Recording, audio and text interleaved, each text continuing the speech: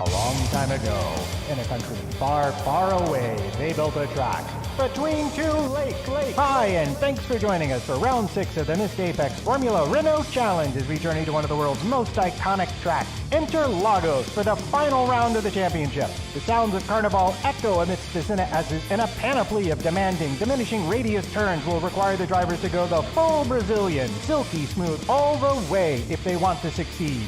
To get us underway today, please give a warm welcome to your commentators, Chris Stevens and Chris Catman Turner. Welcome to Interlagos and the Autodromo Jose Carlos Pache for the final ever Missed Apex Formula Renault Challenge. Don't despair, we'll be back next season with a brand new car and series name, but tonight we have a champion to crown. Danny Henny, David Hatton and Tim Ellis are still our contenders for the second driver's title in this series, and tonight one of those three will be crowned champion. I'm Chris Stevens and I'll be your lead commentator for this evening, and joining me as ever is Chris Catman Turner. Chris, are you looking forward to crowning a champion tonight? I am, and do you know what? We're doing it at a wonderful circuit, Chris. We're at the Interlagos circuit, and it's just what a place for a championship final. Absolutely. How many Formula One Grand Prix titles have been settled at this fantastic venue in Sao Paulo? More than we can count, and the circuit itself is just absolutely fantastic. Plenty of overtaking opportunities. Of course, that huge back straight where we presume we'll be seeing a lot of slip streaming, and especially between some of the guys who've gone for a low downforce setup compared to a high downforce setup. It's quite a split in the field, apparently. Yes, so we have got a lot of information from the practice sessions. Guys like Danny Henny will be running a low downforce setup. That is, in theory, the fastest way to get around this place, but it is a bit tricky. So there could be a couple of guys who are up the front of the field who find themselves spinning because they've got it slightly wrong, then having to carve their way back through the pack again, Chris. It is a tricky midfield, infield section, really, for those guys on the low downforce. And as you said, the back straight is so long and also slightly uphill. So these cars with slightly low power, you know, any little slipstream you can get will really help you at your VMAX at the end. Yeah, absolutely. Danny's been a little on edge this week. Of course, he, as the man going into this final race with the championship lead by not a comfortable margin, but he's certainly the favourite going into tonight. And he'll be running a special livery for this evening's race. It is a Ferrari 1998 Schumacher tribute. And he said he was a little bit worried about this because he put it on his car and then couldn't quite find the setup. And then, of course, there's what actually happened to Schumacher in the 98 title finale at Suzuka. That's right, Chris. And you must remember that because you were how old? 1. Excellent. I remember a little bit better than you because I have more fruitful in age. So yeah, in that race, Schumacher actually fluffed the start because of the pressure, and so had to start from the back of the grid for the second start when the first one was aborted. And then he had a puncture later on in the race and lost the title. So let's hope that Danny suffers less ill fortune this evening. Absolutely. Although just pulling off the circuit there, just decided that's enough running for now, and he's going to go back to the pits. So 3 races for tonight, as per usual. The main feature race, then the top 20 reverse grid second race, and then just for this round we're doing something a little bit crazy, a little bit old school, original Formula Renault Challenge, where for race 3 we're going to reverse the entire field for the finale, which could throw a spanner in the works for some of the title contenders.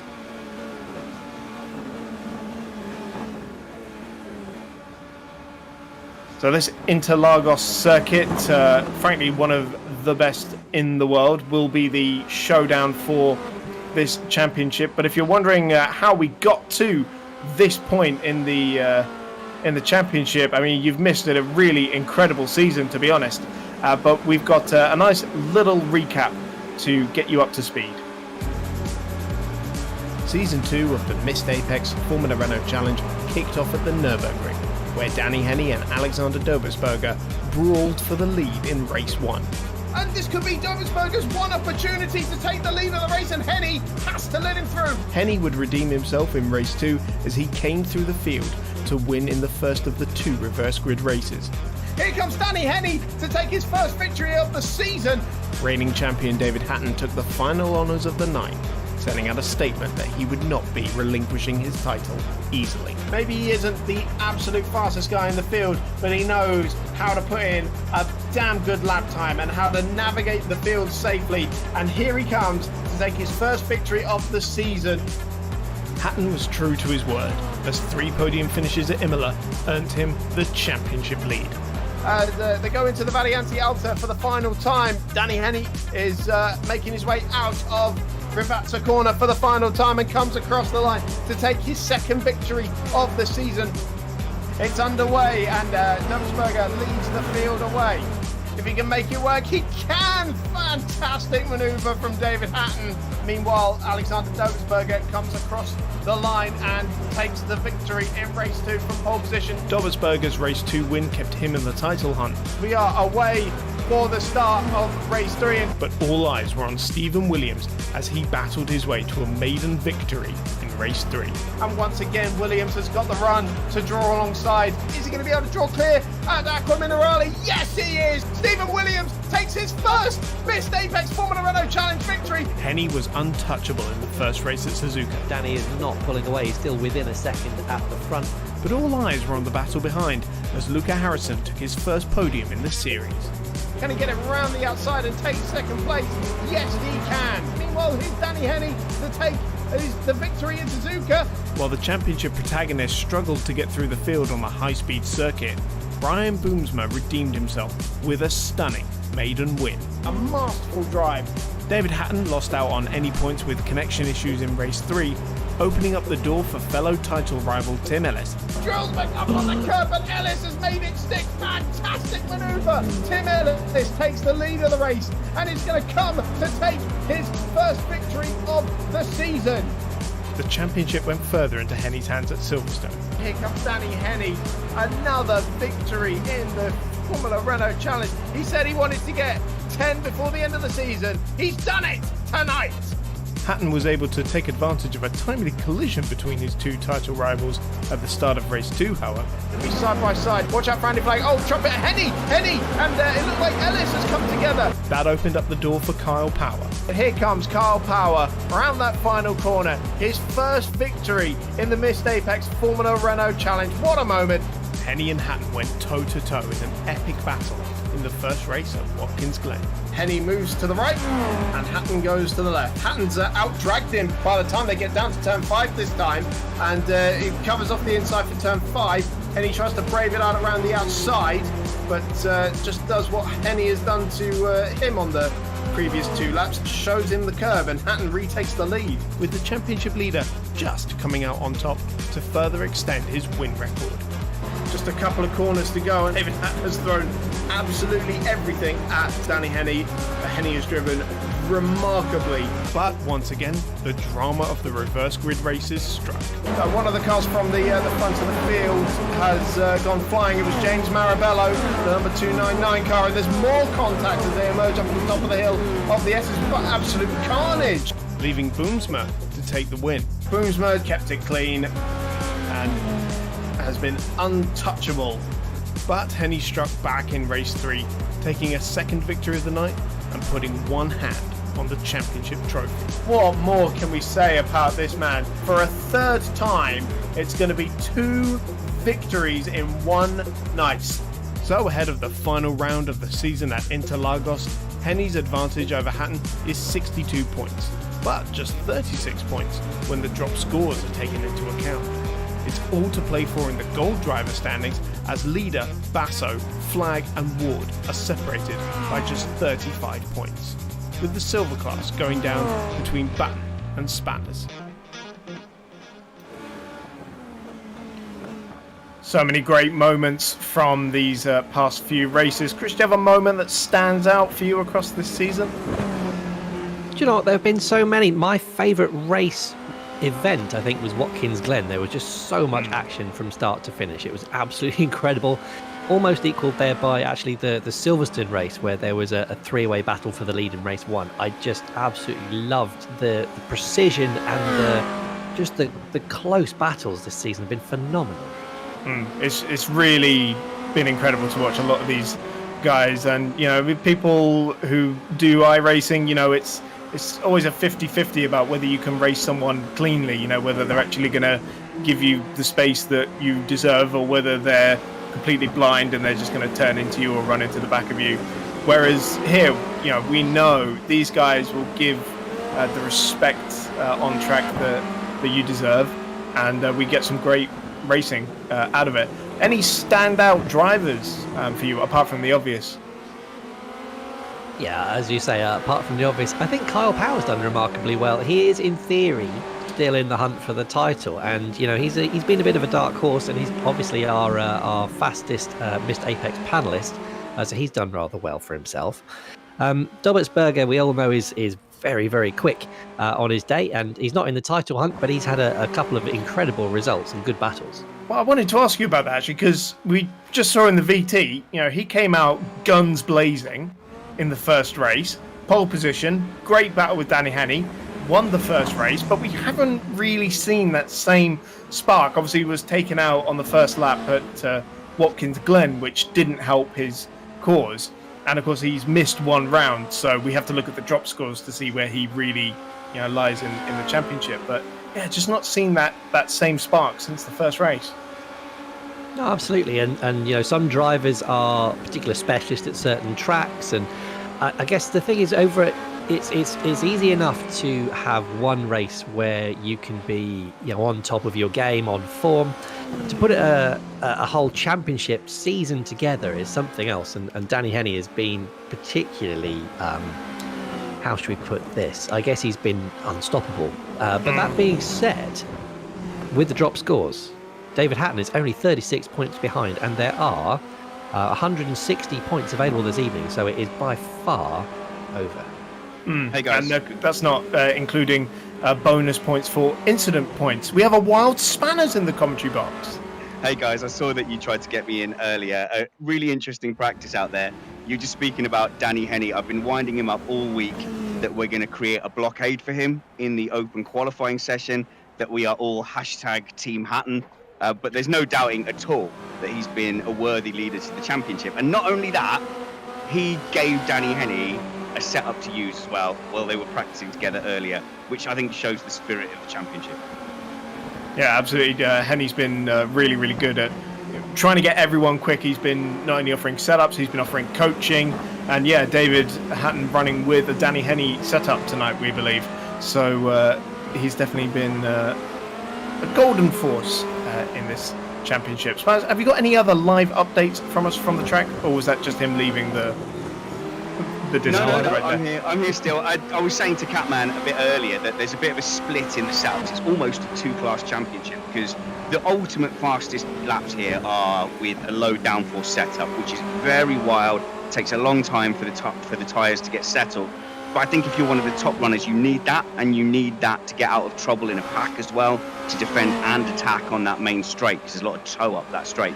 But a lot of the, shall we say, more corporate-paced guys like myself are really struggling with setups. So I came up with what I called a Spanner's dad setup. And a lot of guys, when I shared that, they went, oh, thank goodness. A setup that just doesn't instantly crash you into the wall. So there's almost a two-class split in the setups today.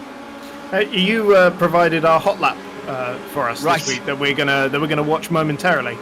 Oh yes, I have to say that was just a 1 a.m. effort, because Steve is in Australia and said, "Oh mate, I need a hot lap. Can you get in your car and do it?" And so I may have been socially merry at the time that I jumped into the rig to do that hot lap. Okay, right. Well, bear that in mind. Maybe we'll go to that right now. Here is a hot lap of the Interlagos circuit from Spanners.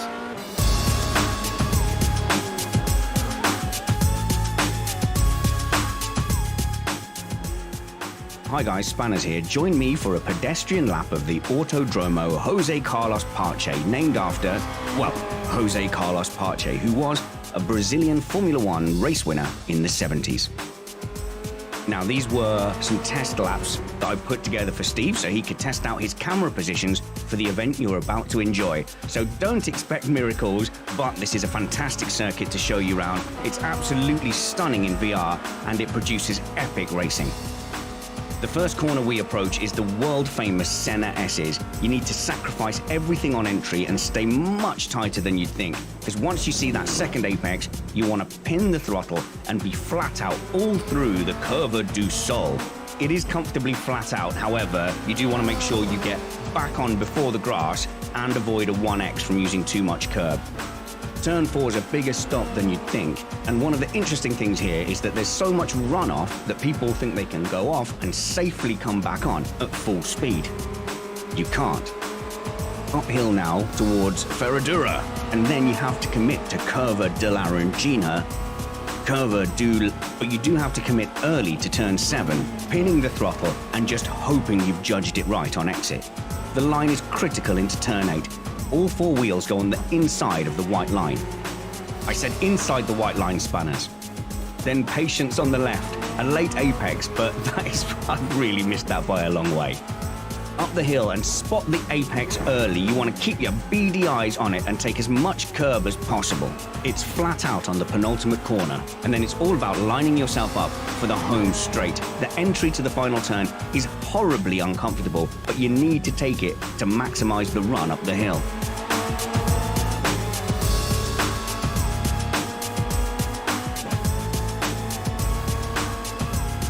With any luck, my race laps will look a little tidier than that. But whatever the result, I always enjoy driving around this absolutely magnificent circuit.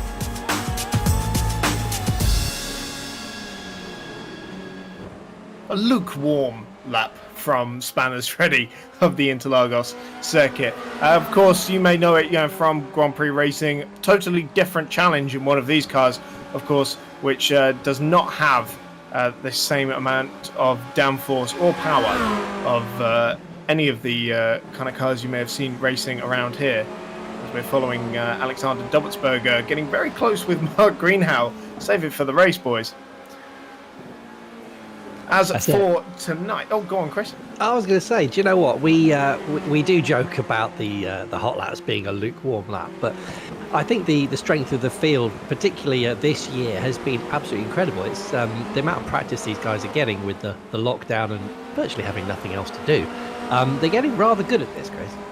Absolutely, and you know what? I mock Spanners, but there have been some races where he's really given me a hard time. And I think maybe in the Formula 3, I'm yet to properly battle him yet, as we've been doing for this season of officials. But certainly in the Formula Renault, he could give me a hard time. And if I jumped into this field, I'd be happy if I made the top 20. So definitely there's a very high level of skill in this championship. I think if you came across most of these guys in an official session, you'd know to take them seriously.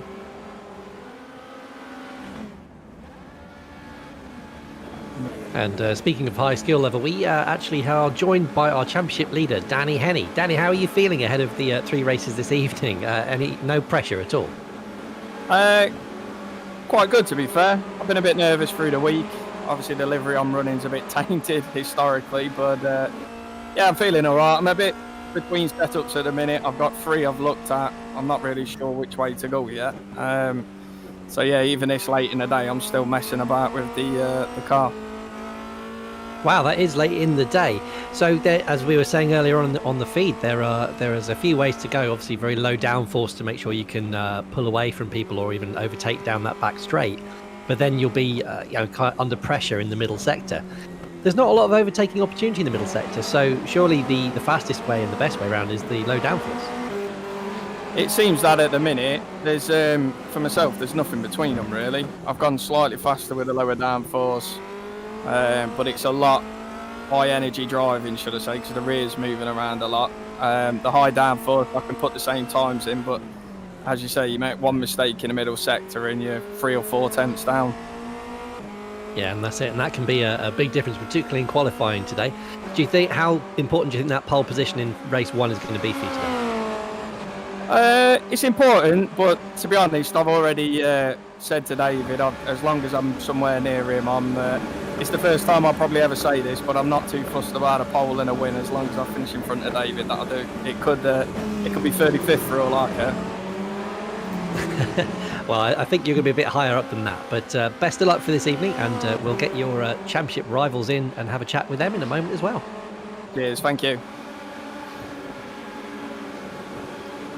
Yeah, before we talk to David in particular, I'd be very interested to get his insight in this defending champion, of course.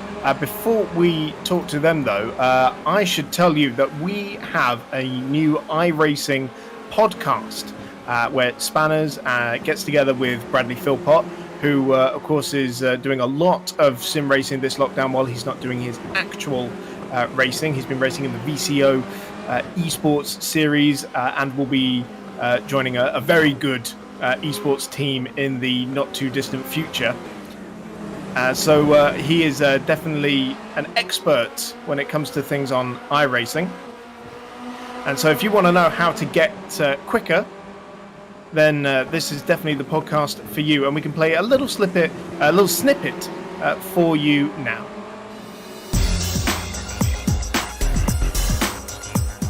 Why does generally a fast setup feel harder to drive and generally an easier to drive one is slower?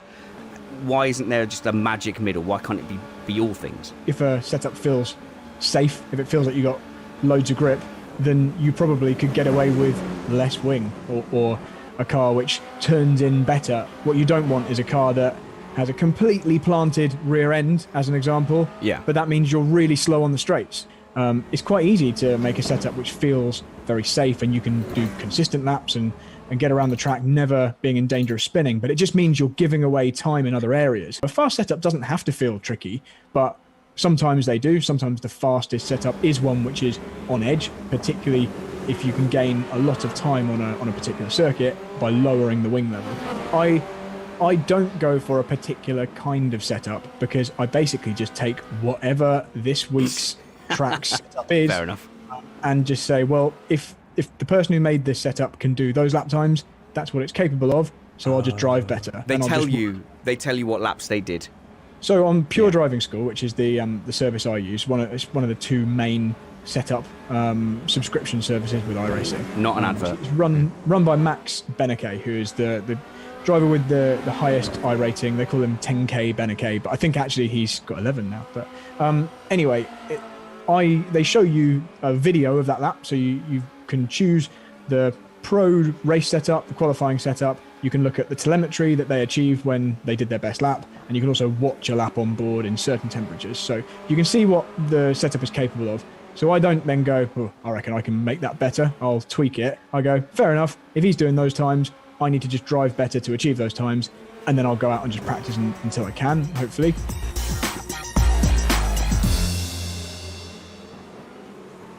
iRacing Insights brought to you by our new iRacing podcast, which you can catch on this channel, Missed Apex Motorsport. So be sure to subscribe so you don't miss an episode. And while you're at it, like this video and help us out getting up the YouTube algorithm, because when next season comes along with the F3 championship, we want as many people as we can get in the live chat room. And hello to the live chat room, actually. Thank you for joining us this evening, and we hope you enjoyed tonight. Now, we've got just under 2 minutes left in this session. Chris, I think we've got just enough time to talk to one more championship protagonist if you've got one waiting in the wings.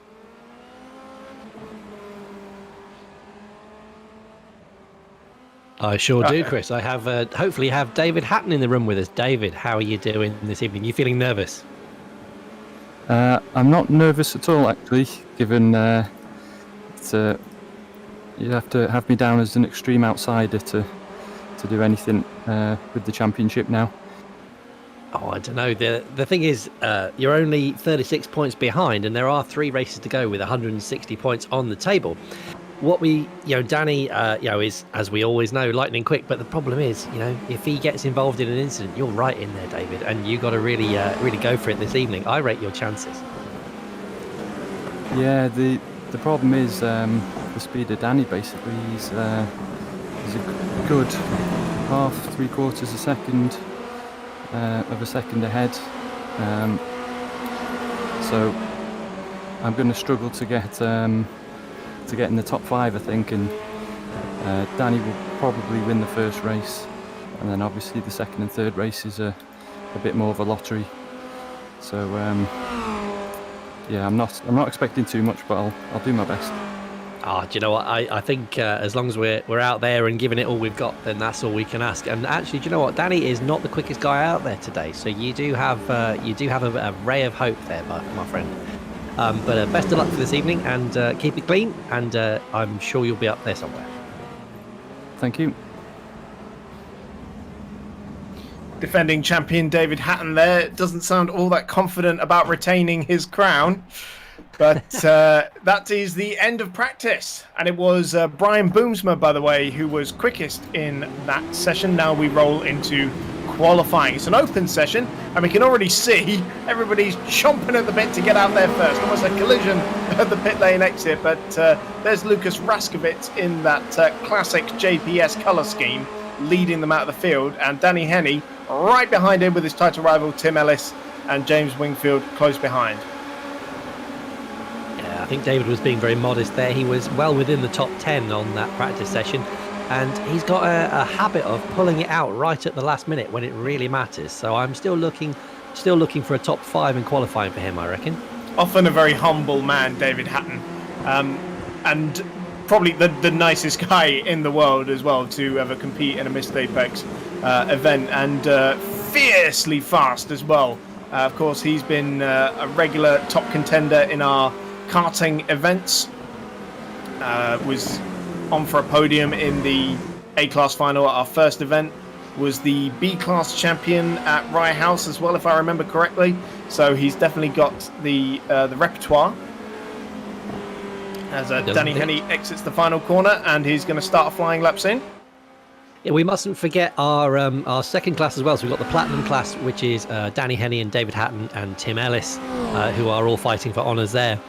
In the Gold class, and actually 7th overall, we have Gregory Leader, who is tied on points with Alex Derbertsberger for that Gold category championship. So it is definitely all to play for there. As well as just behind them, we've got Ismail Basso and Andy Flagg, who are only about 34 points behind. So it's really hot in that Gold class, Chris. Gregory Leader's been incredibly quick this week as well.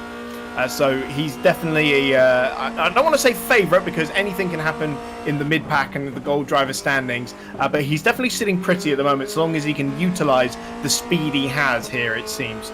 Now, Danny Henney coming out of Descido del Lago for his first flying lap. Now, remember, it takes time for these tyres to get into their operating window. It'll probably be the 3rd or 4th lap where we see the ultimate lap times from these guys. That's it, and when you make a mistake on your first or second lap, then you scrub the tyres, and actually it takes you a little while to get back into there. And they've only got 10 minutes, or rather 7 minutes remaining now. So actually, it does make a big difference, and also traffic as well, Chris. It's good to get a tow, but that middle sector, you don't want to be meeting someone through those hairpins. Absolutely. Not like Watkins Glen, where the tow was somewhat favourable. Danny actually mentioning the fact that he didn't have a tow. He liked us to make that perfectly plain at Watkins Glen during the qualifying session. Yeah, it was a bit of a lottery there. But so your predictions, Chris? I think Danny's close to a shoe-in for pole position. But as you were saying in the practice session, he wasn't on top.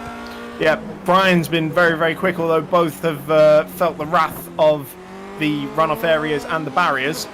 And Henny's benchmark is a 1:31.7, so he's put it sub 32 straight away. That is a little bit of a gauntlet down moment, isn't it?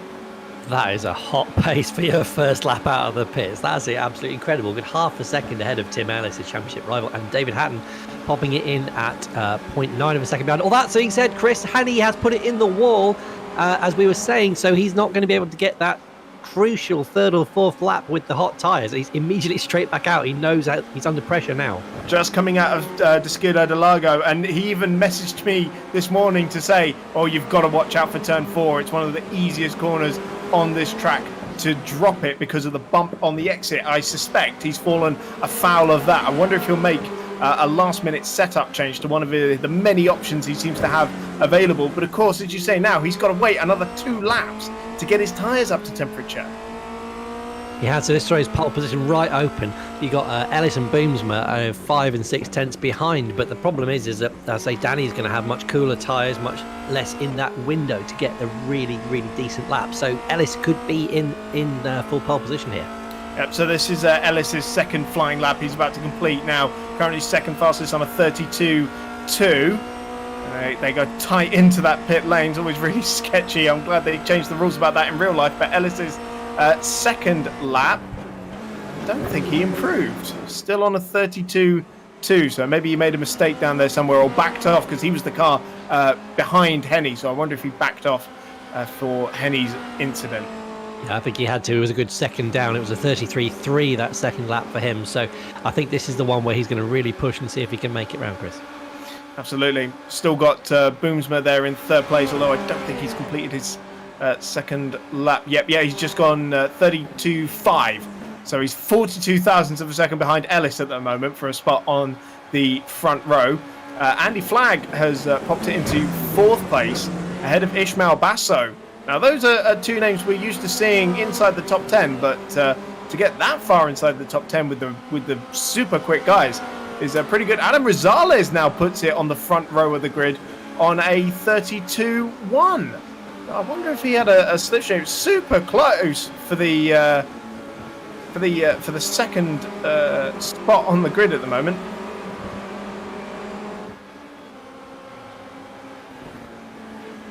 Yeah, there's a cracking time from Henny from his first lap out. It's still not being touched. He's a good 4 tenths clear of the rest of the pack. But as I say, the others see if they can get through.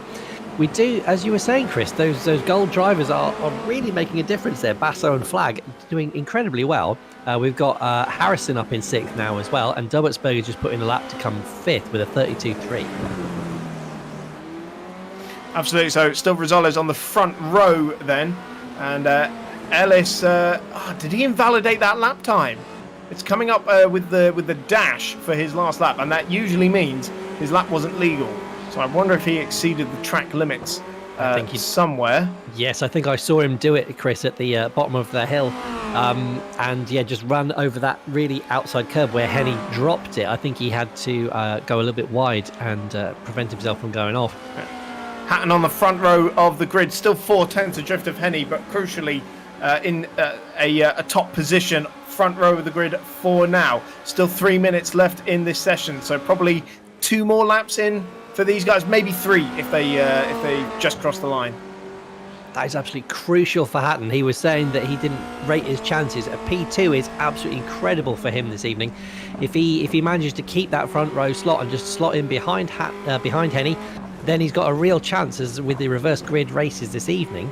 Because he tends to keep it quite clean through those races. So as I was saying to him, he's got to keep his chin up, keep going. You can make it.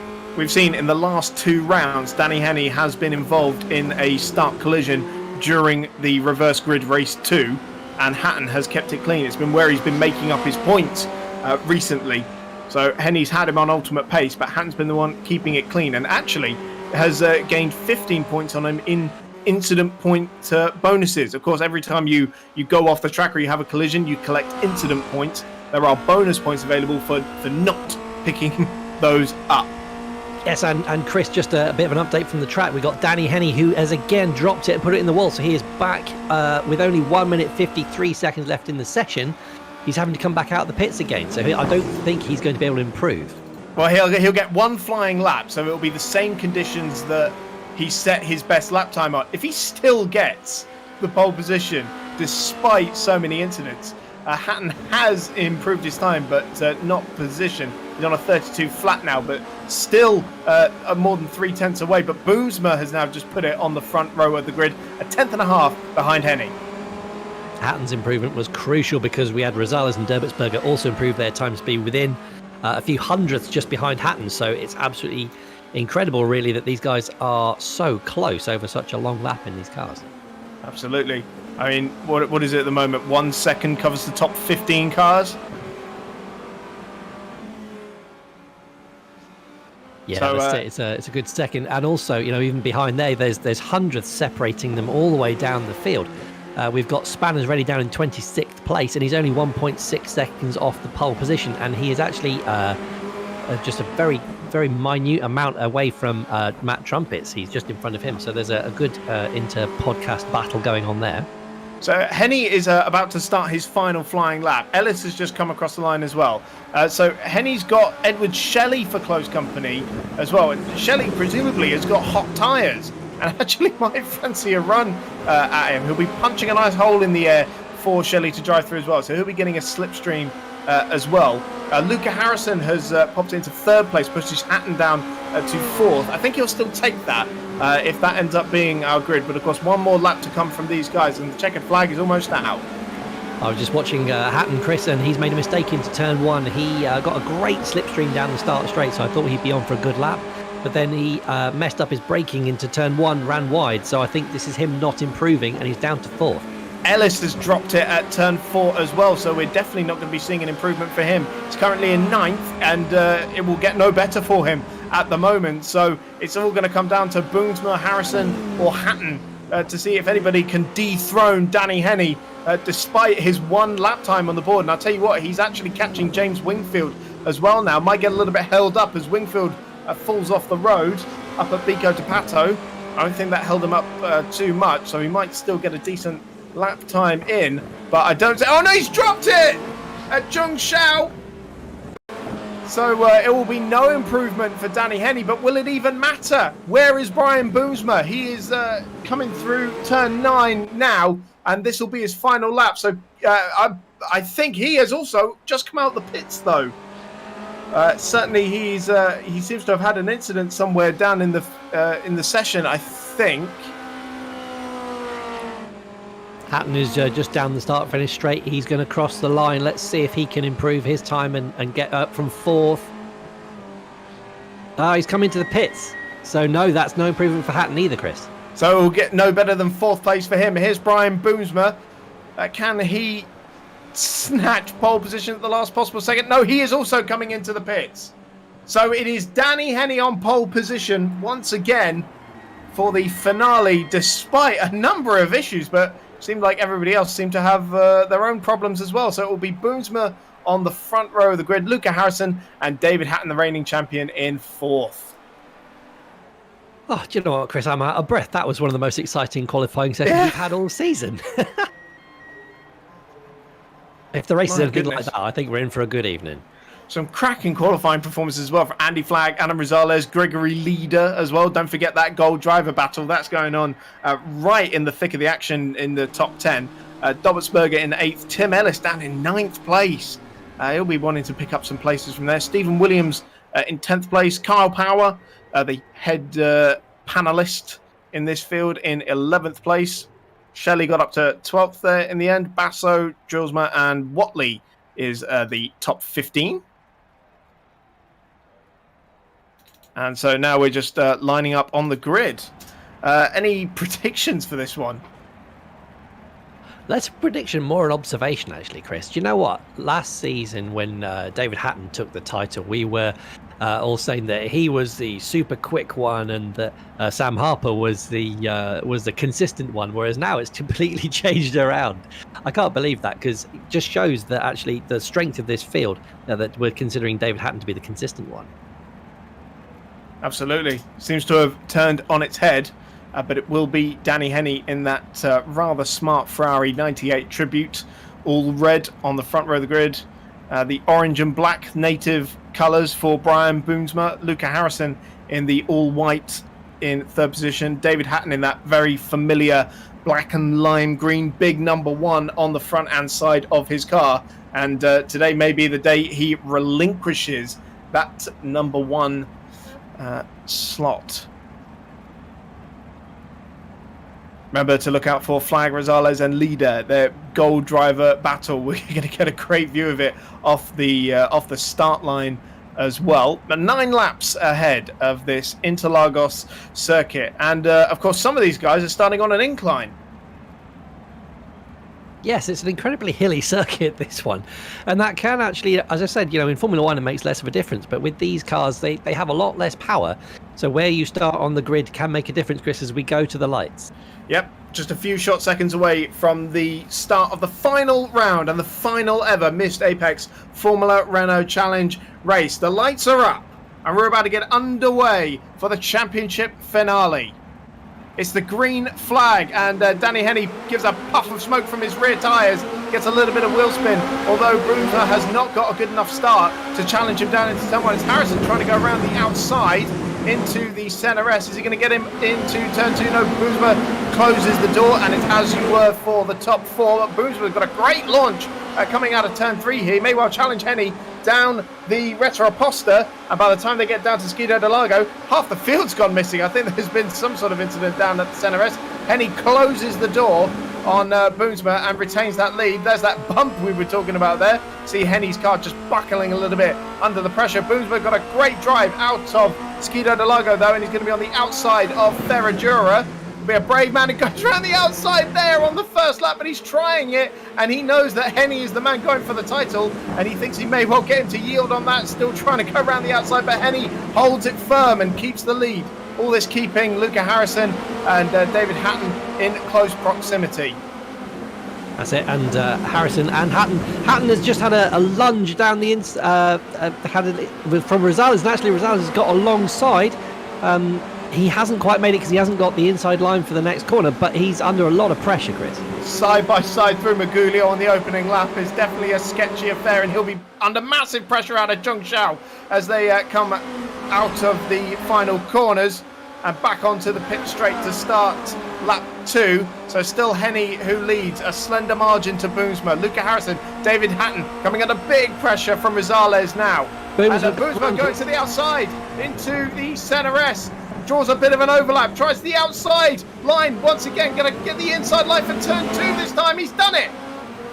Boomsma takes the lead, but Henny straight back into the slipstream as they round this turn 3, absolutely flat out and onto the straight. Harrison getting a great view on that. Hatton managed to repel Rosales just behind them, but it's side by side for the lead once again. We saw this so many times at Watkins Glen, we're seeing it again at Interlagos, and Henny just gets a bit of a shove out. They both go wide. And they both survive, but Harrison now wanted to pick up the pieces. He goes into second place. Henny back up the inside though into Ferragura. He's not going down without a fight. And back up the inside once again into this turn 8. And is he going to be able to shut the door on him? Harrison's still in there. This is fantastic racing we are seeing here in the finale of the Missed Apex Formula Renault Challenge, and Henny holds it on, and Hatton goes wide behind them. Is that going to give Rosales another sniff at 4th place?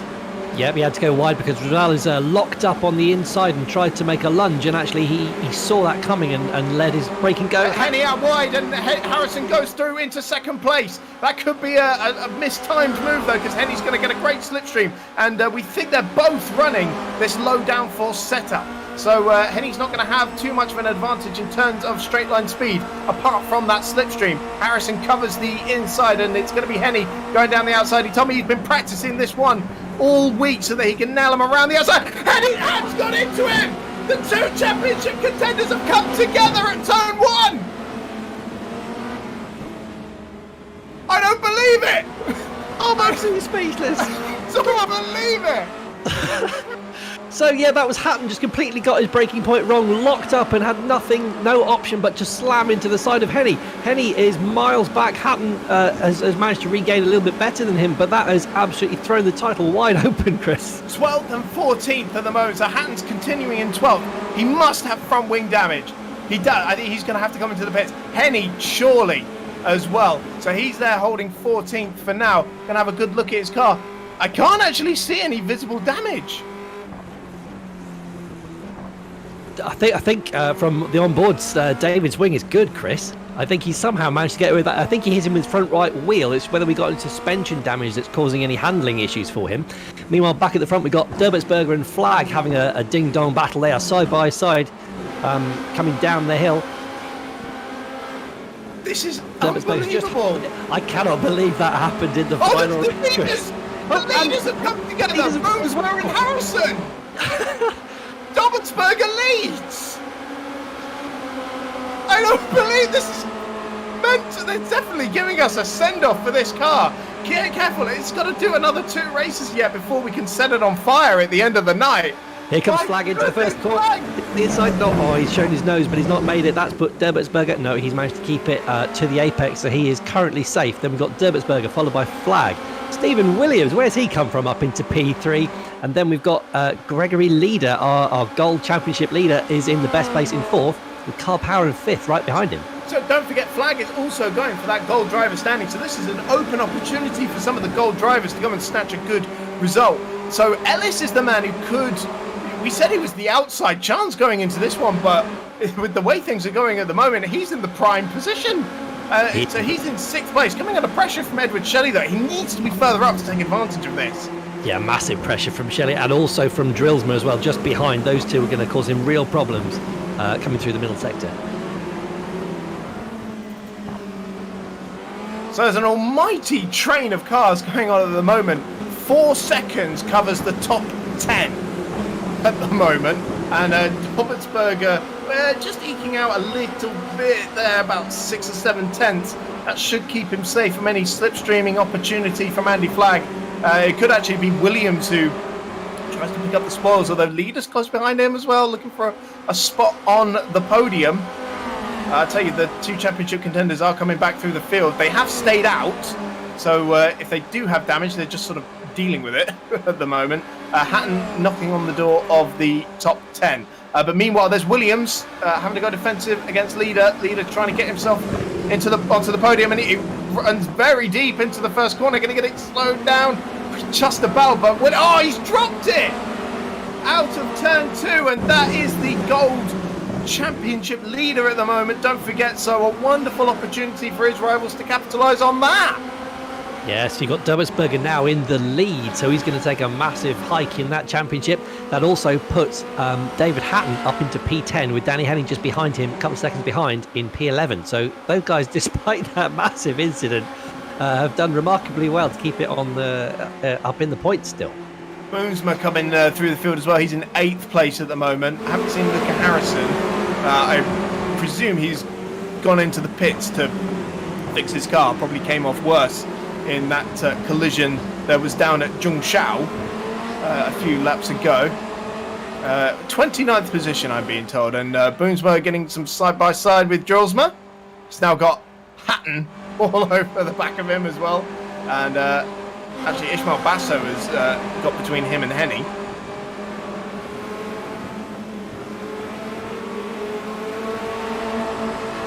Yeah, Henny's not able to keep that pace with those guys in front. He must have some suspension damage somewhere, because he's just dropping away from Hatton. And to say Basso, as you rightly said, is coming at Hatton. Although ahead of Hatton, you've got Boomsma and Drillsma, who are about to go side by side into turn 1. And Kyle Power and Stephen Williams going to go side by side for 3rd place, and Power around the outside, and unlike Leader, actually gets his stop this time and makes the move stick. So he's now up into 3rd place ahead of Williams. Williams going to try and come back at him. He is, yeah. He's got to go defensive down the back straight. Williams goes outside, Chris. Yep, up towards the Skido del Lago for the 6th time this race. And Williams going to try and brave it out around the outside. Watch out for that bump. It's caught out many so far tonight. And Power with that tighter line through the exit of the corner just shows Williams where the door is.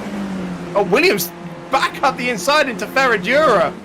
Fantastic. So and a big twitch from Carl Power as well in that camo Red Bull car. There's a great scrap going on for 3rd place.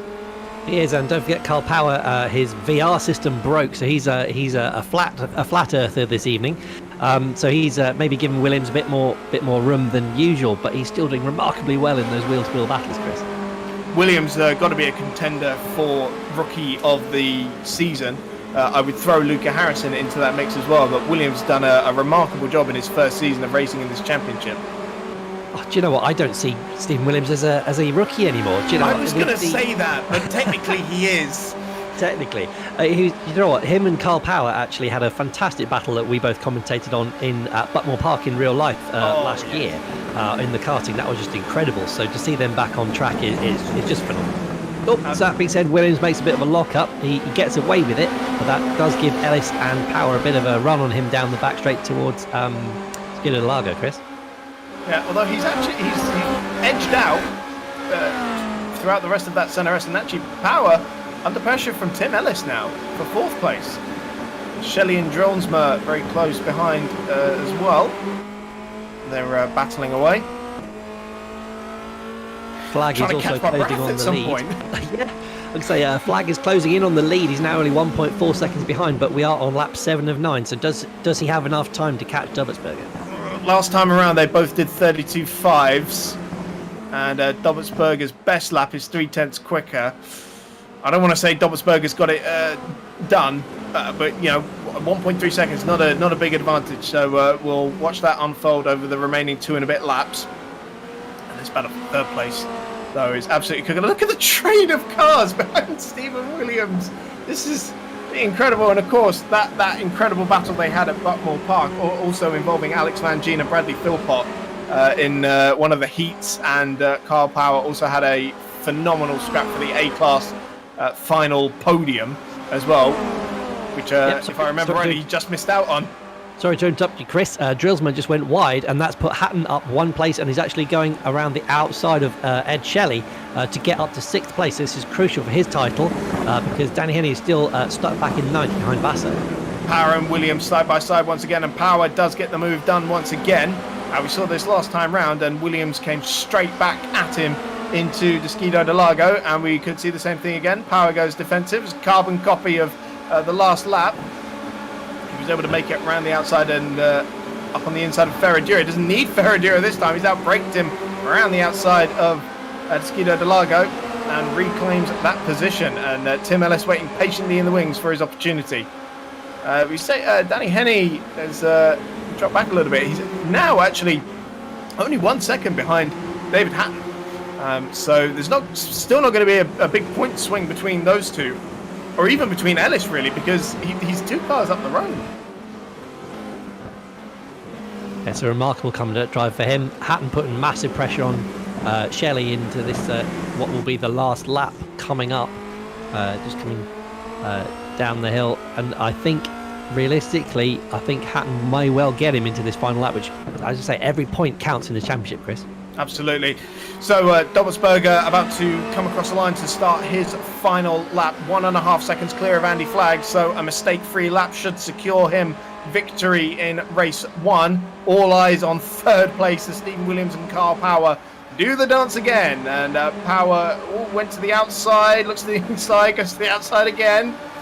So once again, it's around the outside of the Senna S. He's tried this twice before, and again makes this one stick. Got to try and keep Williams behind him down the Rata Aposta this time. It looked like he'd drawn a little bit further clear, but I don't think that's going to matter because the slipstream he gets is so powerful. Hatton making a move behind them on Edward Shelley as well, but for 3rd place it's side by side once again, and Williams trying to go around the outside of Desquido de Lago, and they're so close on the way through, and it's just like 2 laps ago. Going to get it back up the inside into Ferradura. Indeed he does. He can. Power was very gentlemanly on the exit there, didn't force him up onto the apron, so gave him plenty of room. That gave him the drag down the straight. So that is Williams in front. Power's going to have to rely on the drag down the back straight, Chris. It could be a photo finish for these two. Absolutely, and between Shelley and Hatton as well. Henney right up behind them as well. For 3rd place is still going off.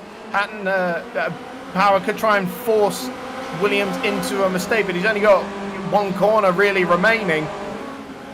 And coming up to Zhengzhou, it is going to be a drag to the finish line. Williams gets a little bit deep into the corner, and Power gets all squirrely on the exit. It's going to be a drag to the finish line. Up ahead, here comes Alexander Dobbelsberger.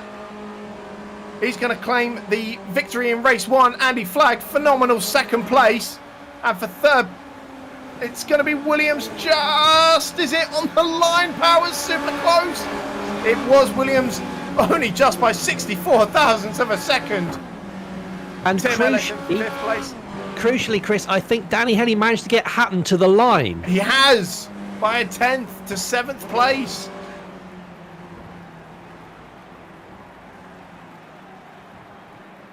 What a race. We're not very speechless very often, but what a race. Wow. So the two championship contenders come together, and Henny actually ends up, I think, extending his advantage. Somehow. And isn't that why Danny Henny is the rightful champion, really, of this championship? Probably in 2 races' time, unless it goes disastrously for him, we're probably going to be crowning him champion. Even the bad moments, he somehow turns them into his advantage. Well, do you know what? These reverse grid races, there's plenty of opportunity for action. So I wouldn't cap anything out yet, Chris, given what we've seen this evening. It's not just the regular reverse grid. We've got the full reverse grid race 3 as well. That's going to cause fireworks. Yep, stay My tuned goodness. for more action on Missed Apex. Yeah, have we got anyone who wants to come and say hello after that one?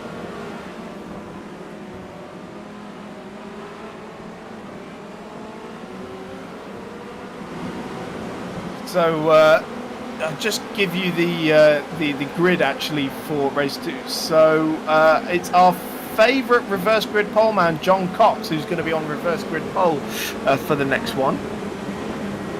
So, Chris, I haven't got one, but I have got 2. I've got both Danny Henny and David Hatton into the commentary booth. Oh. Guys, that was an eventful race. Yeah, Just ready. Go for it, David. Just saying, I've already made my apologies to Danny. That was completely my fault. I was under pressure from Andy Flagg.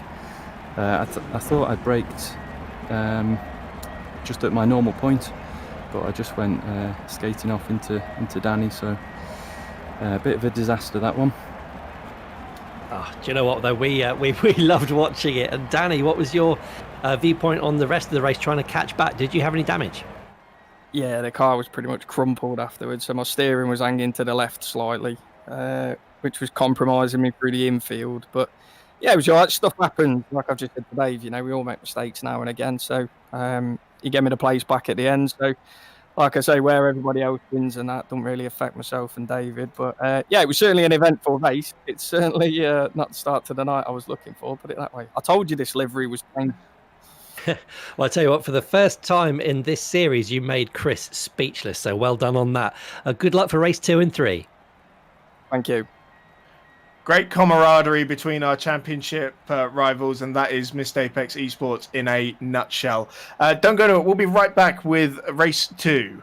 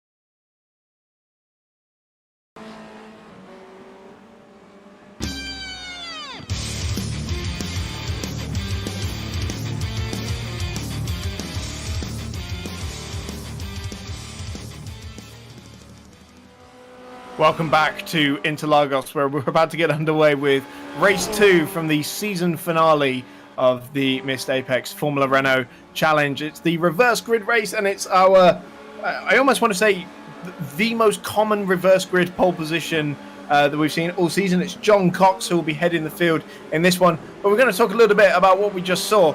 Chris, dissect that one for us. You know, I'm in the medical profession. I do a lot of dissection. I can't dissect that, Chris. That was amazing. It was just brilliant, wasn't it? So just looking at the championship table then, Chris, as we scores on the doors, we've got Danny Henney with 580. 613. Hatton with 579. And Ellis with 542. So there is still a bit of a gap there. But there is still all to play for, particularly as we go into the reverse grid races. And going on to the gold category, that's allowed Andy Flagg to jump up to only 6 points behind leader. So leader's on 390 with Flagg at 384. Wow, so it's really hotting up in the gold championship.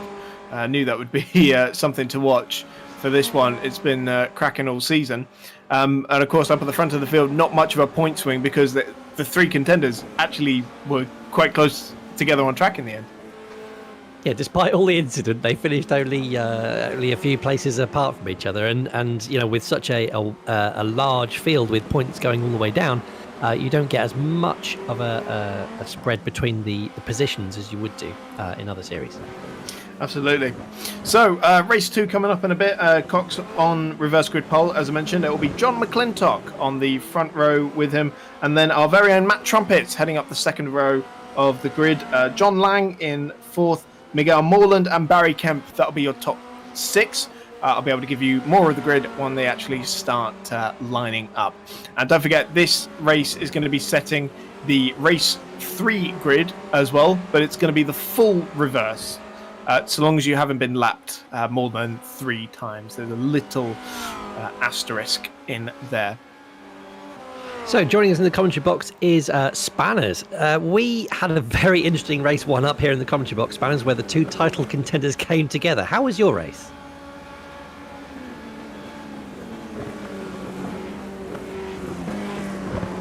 Oh, and I appear to have lost Spanners. Apologies for that, Chris. Go ahead, we'll try to catch him later. No worries. I was going to say, normally it's Spanners yelling at us to unmute our microphones.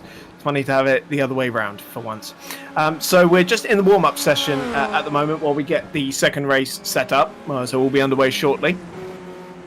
For what it's worth, it's Boomsma topping the times again, as he did in practice. And of course, that was another collision we didn't even get a chance to even, consider at that point, was when Luca Harrison and Brian Boomsma came together shortly after Henney and Hatton. The same lap. Yeah, we were pretty speechless at that point. I think it was just at the bottom of the start-finish straight. I think one of them went wide and clattered the other. Is that right?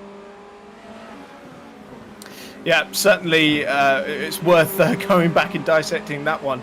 Hopefully they've both saved their replays and we get a nice juicy look at it. So maybe keep an eye out on the social medias for that one at Missed Apex F1 on Twitter.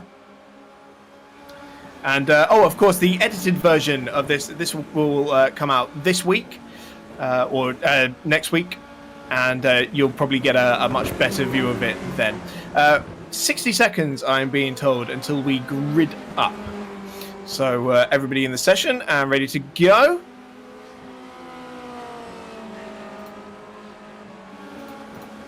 So, Chris, who's your money on for this one, then? Well, John Cox has been amazing in these race 2s.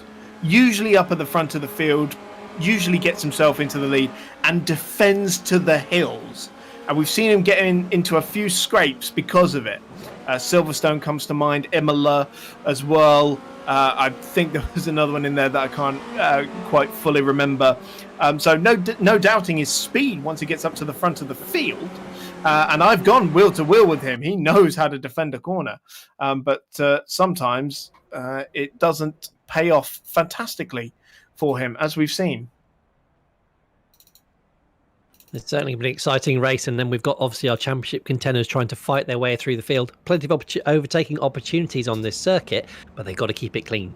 Yep, so the championship contenders, Henny will start 14th, Tim Ellis 16th, and David Hatton 13th on this one. And it will be Cox and McClintock leading the field off the line. Matt Trump, as we can see there in his iconic all-gold livery. John Cox yet to appear on the starting grid, but John McClintock there in that white and yellow that we can see. And there is John Cox, a grey and red car that's just appeared on pole position, and he will be leading the field away once again in a reverse grid race 2. After the drama of race 1, we're about to get underway again for the first of 2 reverse grid races here at Interlagos. There's the green flag, and John Cox leads the field away. Matt Trumpets immediately pulls out of the slipstream, and I think McClintock has just got the run on Cox going down into turn 1. He's got the inside line and will try and claim the lead, but Cox will go all the way around the outside. John Lang has picked up 3rd place, but the leaders are still side by side, and it's McClintock with the high ground. Trumpet's been spun round by Miguel Morland. There was contact down at turn 3. So the top, big contact. And that's Brian Boomsma that's been involved in it. Crucially, I think our championship contenders have gotten away with it. 3 wide at the head of the field momentarily it was. And John Cox reclaims the lead down into Skidoo de Lago. Yep, Hatton and Henny both claim the inside line, and they managed to avoid the cars spinning out to the outside. And they're making great progress. They're up to 6th and 7th places already. McClintock not finished for the lead as he tried to go around the outside of Ferradura. Had to think better of it. Apologies if you've seen John Lang blinking in and out there. That will be a slightly troubled internet connection for him. Hopefully that doesn't put anyone else off. Look who's come flying through the field. Gregory Leader. And of course he is going for the Gold Driver Championship. As we mentioned, he was the pre-event leader in that class. James Wingfield right behind him. Henny and Hatton already up to 6th and 7th. So Cox leads them out of Zhongshao for the first time, and he has half a second over John McClintock, who will be right in that slipstream and probably challenging him down into the centre S again. John Lang not far behind them as well in 3rd place. Gregory Leader coming under big pressure from James Wingfield for 4th place. Then it's Henny and Hatton, and side by side behind them is Shelley and Moorland. Carl Power completes the top 10. And Cox has been pushed round, and McClintock's gone into the back of him, and Cox has been punted out of the lead. That's not how we wanted that to go. And it is Gregory Leader who emerges in the lead on that one, ahead of James Wingfield. And puts Henny in 3rd place. We're right ahead of Hatton. And John Lang going slowly down on the inside. Looked like he might have front wing damage. I'm not sure if he was collected in that incident. And there's Henny moving up into 2nd place already. Hatton's going to follow him through. And the 2 championship leaders side by side. No, it's with Wingfield, with Hatton going around the outside of Ferradura, and Wingfield's not going to yield that one too easily. A very aggressive racer in iRacing is James Wingfield, and a great Caterham racer in real life as well. And still side by side. There's a bit more contact further down, but Hatton and Wingfield still side by side as Henny and Leader starting to pull away from these guys, and still absolutely wheel to wheel through Magulio, and Hatton finally looks like has the inside line for Zhongshao and gets it done. And going back to the front, you got Henny only 0.2 behind. He's going to easily draw alongside Leader down the start finish straight, Chris. Yep, so once again, he get a chance to practice that outside move at turn 1 and put it into practice this time. Wingfield coming back at Hatton as well, but side by side across the line for the lead of the race. And Henny, before they even get to the braking zone, he's back up at the front. So more than making up for the difficulties of race 1. And Hatton, just behind them, was able to hang on to that 3rd place spot. So he'll now want to close that 1.2 second gap to Gregory Leader. And cars coming out of the pits right as Danny Henny was making the defensive move. That's a little bit sketchy. So Henny holding on for now, although Leader's not done with him. Leader's still coming back at him and alongside as they go towards Ferradura, but I don't think you're going to catch Danny Henny around the outside of there anytime soon. And Wingfield is still really going hammer and tongs at David Hatton. He's not letting him have that place. Hatton, the only thing he wants to do is just catch up with Leader and Henny, but he's under massive pressure, even through the middle sector from Wingfield. And of course, he's got this back marker in between them as well. It's Ishmael Basso who came out. There was another car, but he got out of the way pretty sharpish down the Retta Aposta. And so Hatton's going to have to navigate this slow car. But I say slow car. Ishmael Basso's a pretty regular top 20 driver, but the point is he's a lap down.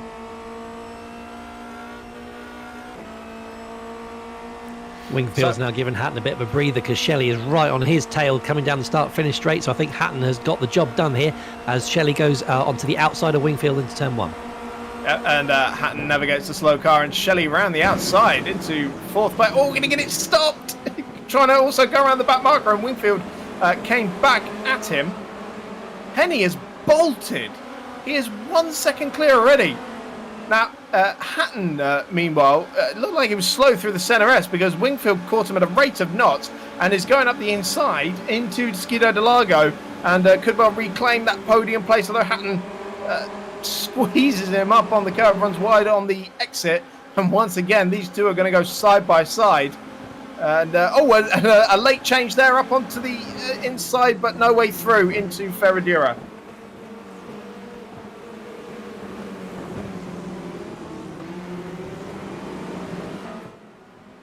Fantastic racing again as we see the podium battle unfold. And he's got to try and keep James Wingfield behind as David Hatton, and also close down Gregory Leader and try and minimise his points loss. But once again, it's going to be Henny, by the looks of it, taking points away from Hatton. Henny doing absolutely everything he needs to do tonight.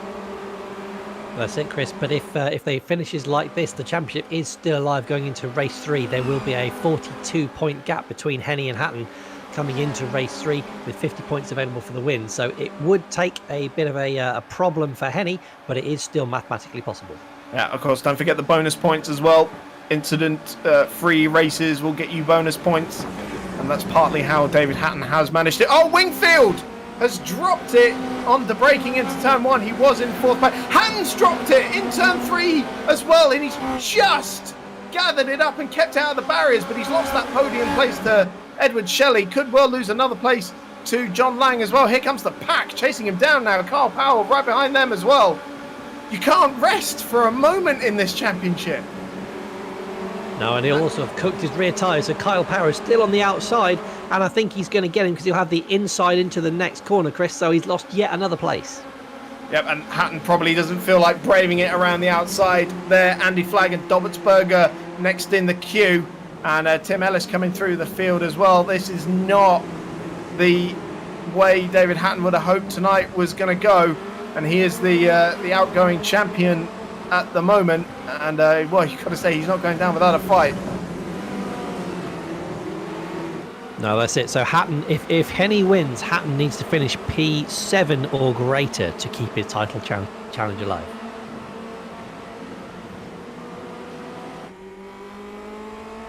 That's the crucial number, assuming Henny does take the win, although with 2.2 seconds advantage and still pulling away.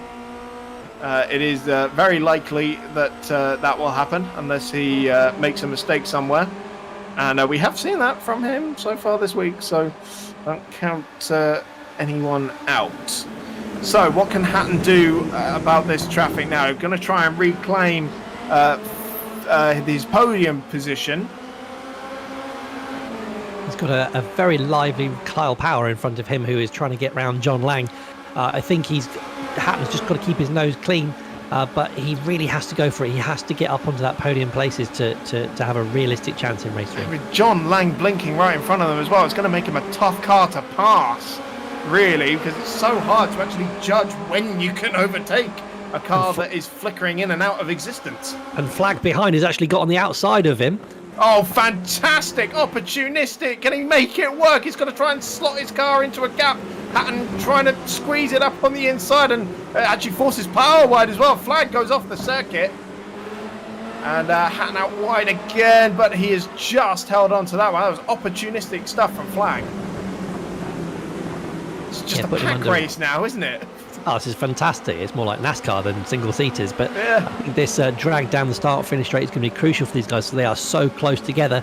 You're going to have a bit of an incident into turn one, I think, with I think Power's not got quite close enough to Lang ahead of him. So it's going to be Hatton behind and Flag who are going to be really in the action. Yeah, he had to get out of it at turn 8 while Hatton was defending from Flag. And that just gave Lang a little bit of breathing room. When was the last time we saw John Lang this high up in a race? He's had a bit of an under-the-radar season, but performing remarkably tonight. So no challenge from Kyle on this occasion. Hatton leaves his braking late and doesn't manage to mount a challenge. Actually leaves himself exposed once again to Andy Flag, who's going to go down the right-hand side of the Retro Aposta. Yeah, he got a very poor exit there, and Power just ahead looks to the inside, doesn't quite make it.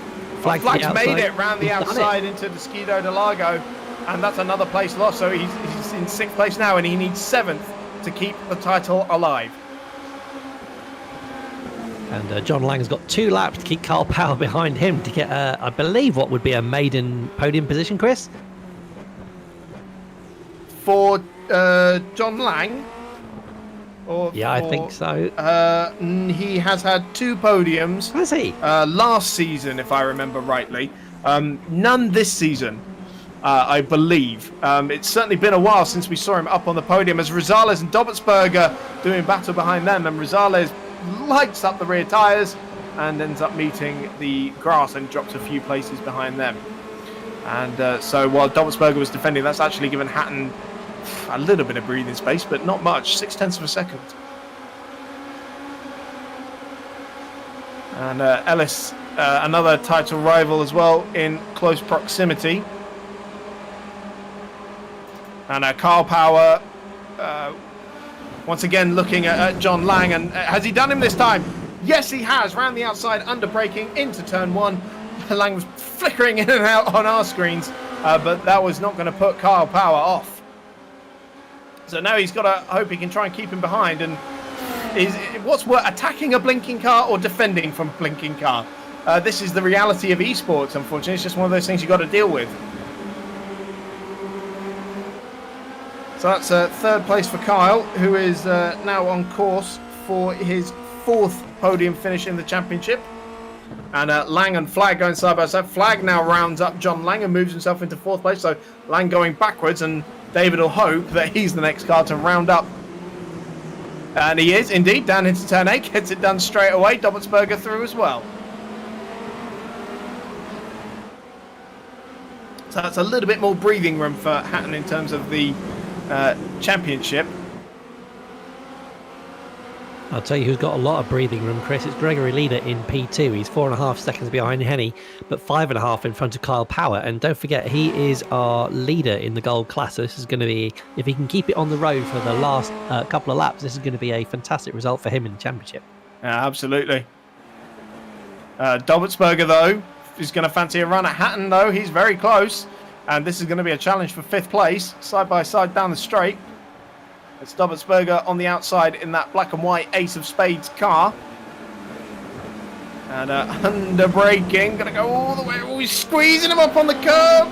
So, they did touch a little bit there. And Hatton just got a little bit pushed out, and that's put Lang and Ellis back on his tail. And this is a position he can't afford to lose, really. He's in 6th place at the moment. He needs 7th to keep the title alive. And he's got one car side by side with him and another car bearing down on him. Lang actually backed out of that one and let Ellis through. That's an interesting manoeuvre. But that means that Hatton has survived in 6th place for now. He has, but when Ellis comes at him, he's going to take no quarter because he's in the battle. I think he's mathematically going to be out of the title championship at the end of this race, but he's certainly no stranger to fighting Hatton on track. Yep, and Tim's made a great championship challenge. He has done both seasons. Has been the outsider going into the final round in both seasons, the kind of the Sam Bird of our championship. I would just say Carl Power and Andy Flag, it's not done for the podium battle either.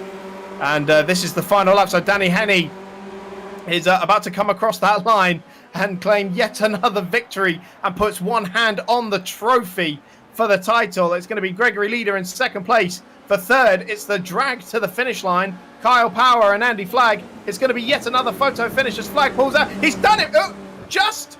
No, Kyle got it! No! It's Flagg! Flagg did get it! Our timing screen took a little while to update there, but by 35 thousandths of a second, Flagg nicks the podium position away from Kyle Power. And Dobertsberger did get ahead of Hatton. And that's sixth place for Hatton. So he's just kept himself in title contention. He has, and that last second snatch from there from Flagg meant he only lost 3 points to Leader. I thought Leader was going to make such gains on this race, but actually Flagg's done a remarkable damage limitation there. So coming into the final race, Leader will be 435 and Flagg will be 426. So it is still all to play for. And don't forget as well, Danny Henney will now start at the very back of the grid, 40th place in the reverse grid race 3.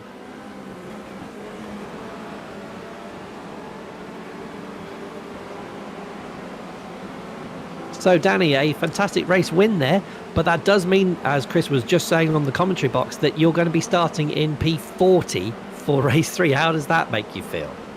P40? Where did that come from?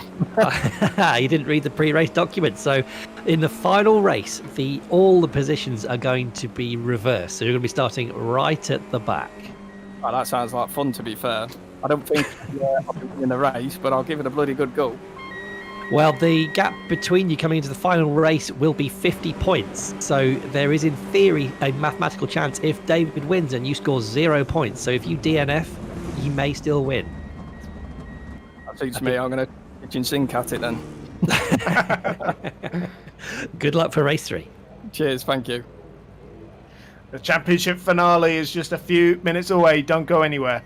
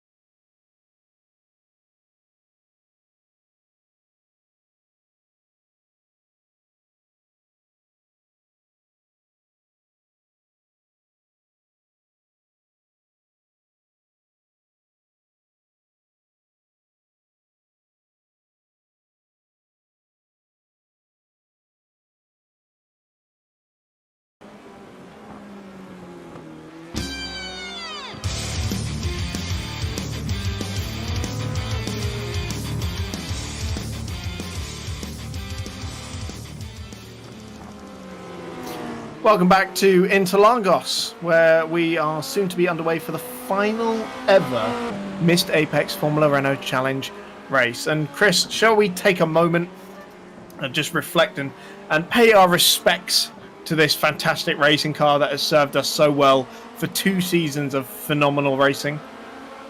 Oh, it's been absolutely amazing. It's a brilliant entry-level car for drivers to really cut their teeth on. All of the F1 champions of note have cut their teeth in this car, and these guys have done incredibly well. It's provided such close action with the levels of downforce, meaning they can go really fast but still follow so closely. And, you know, I've had a blast, Chris. Absolutely. It's funny looking back at Okayama from the first ever race, and we were coming out of the MX-5s, and people weren't used to the single-seaters, and they were struggling with the braking. That field is unrecognizable to me now. The skill level has jumped up, and I think we're going to see another big jump when we jump into the Formula 3 car for next season, the Dallara F312. So you've driven both of those cars, Chris. What's the differences between them? Well, the Formula 3 car is much more loose than in terms of feel. Obviously, the Formula 3 car is much faster, has a punchier engine. The thing that shocked me was how quickly it goes through the gears as well. A lot more torque than one of these cars. Of course, it's got 7 gears. This Formula 3 only has 6. And it slides around a lot more. You can kind of be a lot more aggressive with it, whereas the Formula Renault doesn't like to slide all that much, in my experience. But we are gridding up for the final ever race. It's going to be Stephen Taylor on pole position for this one. Don't forget, it is a fully reversed grid for this one. So Danny Henney starting right at the back of the pack. It's going to be Ishmael Basso on the front row as well. Garen Batten, Adam Preston in 4th. Alex Van Gien, haven't mentioned him all day. He's starting 5th. Sam Watley, Brian Boomsma in 7th. He's got to be a favourite to win this one. Mike Stoner, John Cox in 9th, and Stefan Froelich, the rookie of the round at Watkins Glen. He had a top 10 finish in only his 2nd race. That's your top 10. We are 15 seconds from the green flag as we wave goodbye to the Formula Renault 2.0 car. It has served us well, but before that, we are going to have another 9 laps of cracking non-stop action. And here come the red lights for the last time this season. And after 9 laps, we will crown a champion. There's the green flag. Plenty of wheel spin off the line. Looked like Garen Batten actually got the best launch off the line. Not great getaway for pole position, but it is Ishmael Basso who leads the field away. Brian Boomsma almost getting it wrong into turn 1 and going off the circuit. Pretty clean up at the front of the field, but it is Basso who leads the field ahead of Garen Batten. Alex Van Gien comes out in 3rd place, Sam Watley 4th, and then Stephen Taylor coming under pressure from Adam Preston as well. Froelich up into 7th, and Boomsma in 8th, battling away with Colin Water. Oh, Basso from the lead has dropped it out of turn 4, the Skido de Lago. And that's his hopes of a podium out on this one. So Batten leads Van Gien. I wouldn't be surprised if we see Van Gien up at the front of this race anytime soon. Yep, and Van Gien hasn't taken a win yet, so this could be a final fling in this car for him. I've been one watching... podium to his name, Van Gien. Yeah. I've been watching further down, and Henney and Hatton have both been getting through the field. They're slicing through the field quite well, but they are keeping their noses clean so far. It's been a bit hairy, but with cars spinning off in front of them, but they are so far through it unscathed. Yep, I see Hatton in 19th place on my timing screen, Henney in 25th. All Henney needs to do is finish this race, basically, and he will be the new Formula Renault champion. Oh, Kyle Power seems to have had an off somewhere. That's a shame for him. You say Henney needs to finish the race. Well, he just clattered in somebody who was spinning in front of him. He's got heavy damage to that right front, and I think the suspension is gone. So it's not completely gone, but it's a bit wobbly, so he could be in for a bit of a battle. He's just got to limp around. He's in the pits, Chris. Yeah, he'll get that finish sharpish, but he'll get back out on track, no doubt. Of course, even if he is at the back of the pack, Hatton still has to take maximum points away from this race, which he isn't doing at the moment, down in 17th. behind Luca Harrison. So up at the front of the field, Watley going out a little bit wide, and Boomsma going through. Still Batten leads Van Geen, but wow, Brian Boomsma surely is going to find himself at the front of the field by the end of this one. One of the top class guys, and really, was starting 7th because he had a difficult race too.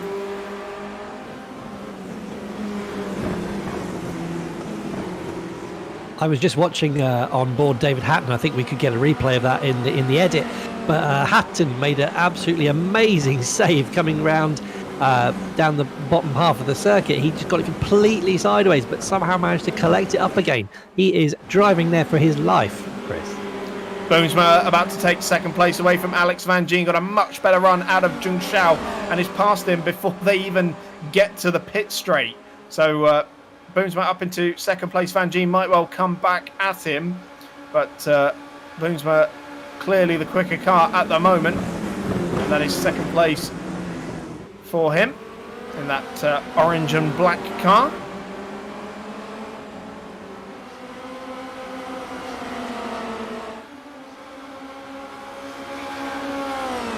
As we see Hatton in 15th, big skirmish in front of him, and navigates it expertly and picks up about 3 places. What a gift. And now he's got 2 slow cars in front of him. He's going to try and drag straight back. There's Andy Flagg right behind him as well, who was giving him a lot of grief in the last race. And nearly 3 wide into turn 4. And Hatton comes out on top. He is not going down without a fight. Flagg coming back at him now, and Williams too. So some great side-by-side action once again. Flagg goes through, and Hatton defending away from Stephen Williams. This is all going off over 11th place at the moment. Hatton slings it back up the inside down at turn 8 and reclaims that position from Andy Flagg. Well, talking of Andy Flagg, he is one of only 2 drivers in contention for the Gold Championship alongside Gregory Leader, so every point counts for him as well. So these guys are both battling tooth and nail for these positions. Absolutely. Gregory Leader down in 20th place at the moment, so that would give Flagg the title, correct? Yes, I believe so. It's all very provisional at the moment. We'll give you some stats later on. But, currently, there's only 9 points between the 2 of them at the start of this race, so yes, that would give him the swing he needs. Hatton going to have to go defensive once again against Andy Flagg. And like you say, trying to get every point he can muster, and side by side through the centre S. Flagg will have the inside line for this right-hander and goes through. But there's John Cox off at the side of the road, so that's a place gain for both of them. And so this is now a battle for 10th place. Hatton got to try and come back at Flagg now, down the Retroposta and into Interlagos. Williams waiting patiently in the wings for his opportunity to pounce. And Flagg not yielding this one easily, is he? Squeezes Hatton on the way in, and still they're side by side as they rise up the hill towards Ferragira. Flagg holding it for now, and Williams thinks about a move. And maybe thinks better of it. I'd say, speaking of rising up, Chris, I don't think Andy Flagg is going to miss his shot there. He's got straight past Hatton, and he's gone clear as Williams is crawling all over the back of him. Is he just like his country, young, scrappy and hungry? Oh, I tell you, scrappy Dobbertsberger. Opportunistic lunge up the inside of Williams into Bico Tapato. Didn't come of anything, but very opportunistic stuff. See, Hatton again has got himself slightly detached from Flagg, 0.7 of a second. Not really enough to just pull the slipstream in, so he's exposed to Williams and Dobbertsberger now. Yeah, he had to defend into that final corner that put him wide on the exit apron with the big curb there. Got a poor exit. And there's 3 wide into Dobbertsberger's going to try and Alonso this one down the inside. And it's so close with Williams, and Williams just hangs on. But it's Hatton who loses out there in the end. My goodness. These guys are giving this car a good send-off, aren't they? This is amazing absolutely. racing. And here goes Dobbertsberger down the inside of Williams. Once again, it's all kicking off over this 10th place spot. And doing Dobbertsberger with the drive. he's just hooked it onto the rear wing of Dobbelsberger, see if he can keep past Williams. I think he's going to sweep round the outside past him. Oh, yes, outside of Williams into Ferragura. It's going to be hard to make this one stick. Dobbelsberger gets a big twitch in the middle of the corner. Hatton's almost boxed in here, but he's making it work. And with the inside line for this turn 9, he's got it back again. Fantastic scrapping. Meanwhile, we should say up at the front of the field, Boomsma has unsurprisingly made a move on Garen Batten and is currently 3 seconds up the road in the lead of the race. And we have Alex Van Gien in P3. He's about a second behind Batten. He's not making that many inroads, and he's actually got to watch out behind him for Adam Preston in P4. Absolutely. So Williams not done with Hatton. Coming back at him once again.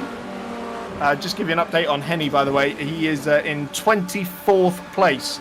So making his recovery.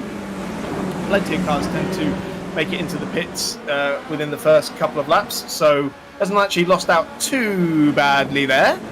But it's nice when the champion gets to be on the podium. But I don't think this is going to be one of those races. As once again, Hatton and Williams side by side, and actually Dobbelsberger and co have caught up with Trumpet, so Dobbelsberger goes through into 9th place. Hatton looks to the inside and can't find a way through.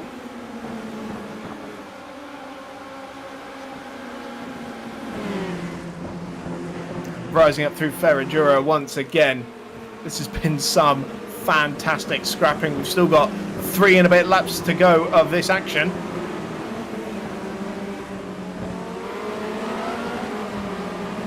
Hatton, the outgoing champion, as we mentioned. It's been a fantastic season for him, but I don't think anyone has had an answer for Danny Henny all season long, and frankly it's quite amazing he's kept the title fight going this far, into the championship. He's got it to the final round. I don't think you can really take anything away from him for that.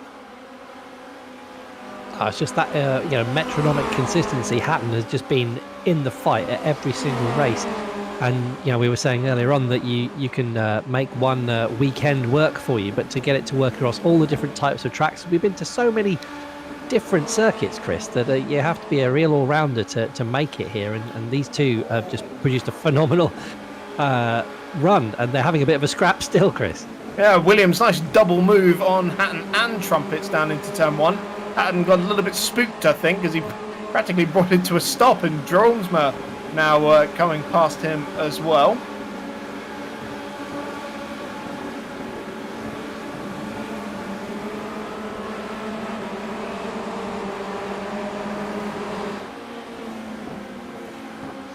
So coming back towards the front of the field, we've got Garen Batten being chased down by Alex Van Gien. That car behind them, I believe, is Anil Singh, so he's not in this battle, but he seems to be clawing his way into it, even though he is a lap down. Yeah, so Van Gien trying to take his second podium, and I'll tell you what, with 7 seconds to Adam Preston in 4th place, he's got a good chance of taking it. And for Batten as well, if I just check my little sheet, I think this would be his first podium in the championship. It would be. I should have mentioned as well, Flag in both races so far on the podium. Those are his first 2 podiums in the Formula Renault Challenge. So 6/10 between these two at the moment. What a time to bring out your first podium finishes when you're in you're the only guy left in the title fight for that gold championship. Flag is going side by side with Dobbelsberger, actually, over 8th place into the Senna S. Dobbelsberger trying to make it around the outside, and he can't find a way through. I've been so impressed with Andy Flag today. He's been phenomenal. I feel like he's always had like a 9 out of 10. He's just been lacking that last little bit to have some stellar performances. And if this is a sign of things to come, I'm really looking forward to seeing what he can do in the Formula 3 as we're on the penultimate lap now. He's been a 10 out of 10 for entertainment. Such hard racing as Dobbelsberger goes to the inside again, and he's going to squeeze him again. He's a master of that squeeze, Chris. He is. It's about putting your nose on the inside, wouldn't you? Absolutely. Especially there, it's so fast on the way in. Fantastic stuff. Up at the front of the field, Van Gien has really caught Garen Batten now, And so he's got 1 lap to try and close this one down. He's practically halved that gap since we last checked in with them. So Boomsma 6.5 seconds up the road or so. He's about to start his final lap. For second place, it could be Alex Van Gien as he gets into that slipstream of Batten. Pulls out a little early, I would say, actually, and he's back in there now. Can he make a move down into turn 1? Goes towards the outside, but Batten's got him covered. They'll try and line him up out of the Senna-S and down the Retta Aposta. I wonder if he's just leaving this to the last second for our own entertainment. I don't blame him. And Batten moving towards the right-hand side, or the left-hand side of the circuit, the right of your screen. And Van Gien once again forced to the outside. And no way through for him. I love the exit. Depends if he can do anything with it. Drawn alongside, out of the Skido de Lago. And is he going to go around the outside of Ferradura? Not on your money. A little bit follow the leader through the rest of this section of circuit. And oh, he's punted him! No, Alex! Is that? That's a bump and run. Oh, that's a shame to see it end that way. But I would assume he's slowing down here to let Garen back through. Very gentlemanly of him. And this is your own. Your own is that Van Gien moment. He's not going by. Well, you're going to have to. So Brian Boomsma comes across the line. He is the final victor in a Formula Renault Challenge race, the one we'll all remember. And I got to say, that is his 3rd victory of the season. He's had a pretty good first full season campaign. And Van Gien did let Batten through on the line. So he gets 2nd place. Van Gien 3rd. Colin Ward in 4th. And Andy Flagg just ahead of Dobsberger for that 6th place. So we'll see how that plays out in the Gold Driver standings. And where is Danny Henney, the champion in waiting, in 15th place? He's come across the line and he is the new Formula Renault Challenge champion. Danny, you're in the commentary box as well. How do you feel about being the champion of season 2? Absolutely fantastic. It's a great achievement. Put a lot of work into it over the year. But yeah, it means the absolute world to me. I'm chuffed to bits. Had great fun all year. Guys have really pushed me. Like I say, David and Tim have been great competitors. But yeah, I'm absolutely over the moon. Really, really happy. You know what? We had a fantastic season-long battle with the guys, and you know what? It's been fantastic to watch you guys, the camaraderie, with the sharing of the setups and all the chat in the practices, and it's been wonderful to watch. So well-deserved championship victory. Thank you. We'll see you in the Formula 3s, Danny. Oh yeah, I'm not too much looking forward to that, but I'll put a load of work in before the season to try and get on the plane. I mean, I'm not far away, don't get me wrong, I'm still top 5, but I just cannot get the car to do what I want it to do. But I'll give it a good go. I think Brian, Luca and Kyle are probably the top 3 in that so far, but yeah, I'm hoping my consistency will bring me to it over the season. I've never heard a more champion sentence in my life. Oh yeah, I'm only top 5, I'm not very quick. I'll try my best to please you. Yeah. Well, look, we really look forward to seeing you resume battle again in what will probably be a few weeks in a brand new car and a brand new championship. Yeah, I look forward to it. Thanks, guys, for the commentary and the streams. It's absolutely fantastic. So, yeah, have a good night. Thank you very much for everything, and I'll see you later. Thank you, Danny. Congratulations. Wow, guys, that is it. The championship has come to an end. Any closing thoughts on this season, Chris? If the Formula 3 season is anything like this, then you have got to tune in next season. I've had an absolutely wonderful time commentating alongside you, Chris. It has been phenomenal this year.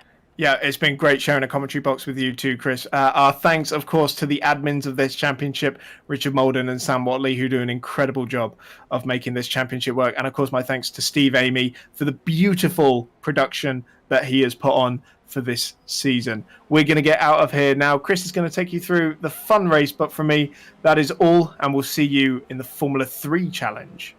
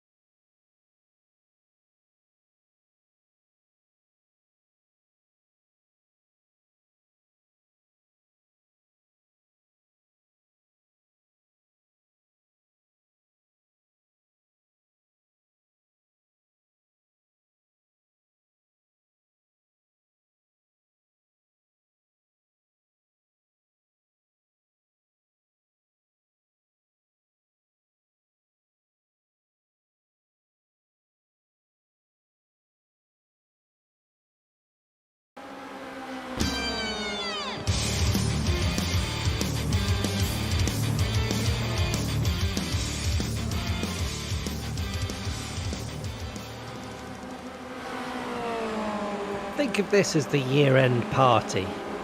Everybody's tired from a long, hard season of racing, and we've all got together at the Phoenix Speedway so that we can all let off a little steam, maybe bump into each other a little bit, and have some fun.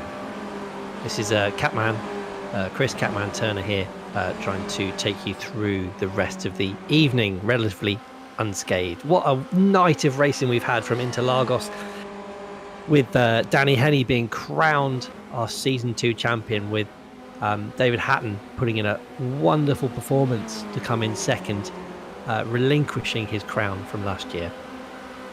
I've had a wonderful time this year, and we have one to go. So this is the Phoenix Raceway. We're giving the Formula Renault a send-off in its final race. We've just got the Formula Renault's no other cars this evening, and it's a bit of a slipstream fest. We've got the Phoenix Raceway. It is a 1 mile oval.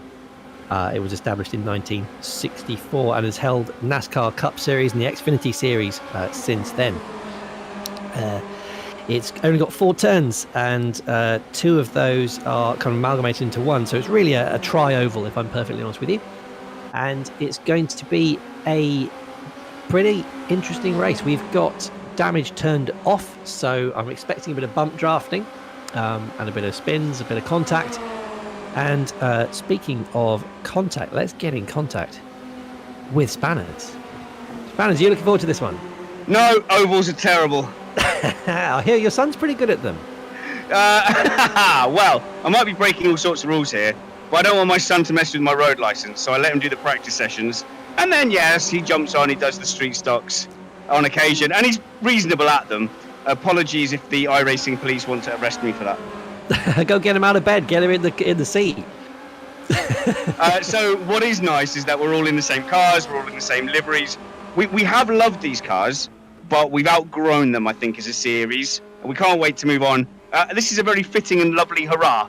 And I have to say, we've turned damage off as well, but we have said that's not a license to deliberately wreck. I'm expecting some bump drafting going on here, Spanners. What's your tactic? Yes, I'd imagine so. And it's there's no braking around here, but the odd lift. And I want to do a downshift, but everyone's telling me no.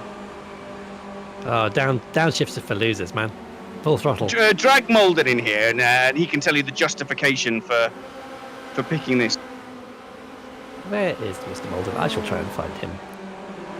Are we live? Oh, yeah. So, Mr. Molden, justify yourself, sir. Oh, he's kicked himself back out again. He does not want to talk to us. Excellent. Okay, that's fine. Yeah. So, do you know what? I was just saying to the stream what a wonderful year we've had, Spanners, with such close racing.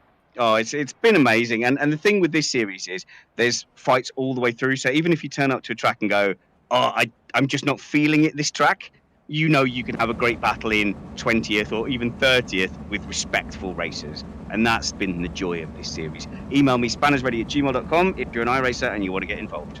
And you're not a knobhead. We have a strict no knobhead. That is the crucial bit of it. And you know what? We have a bit of a waiting list as well for it. But if you want to get on that waiting list, please email in. We would love to hear from you. Yeah, and even if you don't get into the main series, we have loads of other iRacing activities. So do get in touch. Catman, I'm going to dip out and enjoy this crash fest with the rest of the guys. But do feel free to drag me back in and drag in any of the drivers or panelists. Ah, that sounds good to me. I will see you on the other side. Booyah.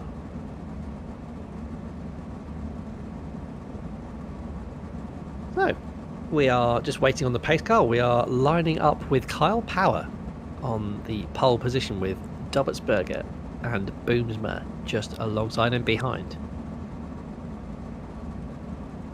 Now, my timing screen has decided to play silly things for me, so who knows whether I'm going to be able to tell you who is where in this session, but that's fine by me. A few whiskies in, it doesn't really matter. So here we are, and the way the pace car goes. That does look like Luca Harrison almost crashing into the back of the pace car, which is always a fun thing. Very few, you would join an alumnus of very few distinguished drivers. Speaking of Interlagos, where we just were. We did have Nick Heidfeld do that a few years ago, so he would be joining him.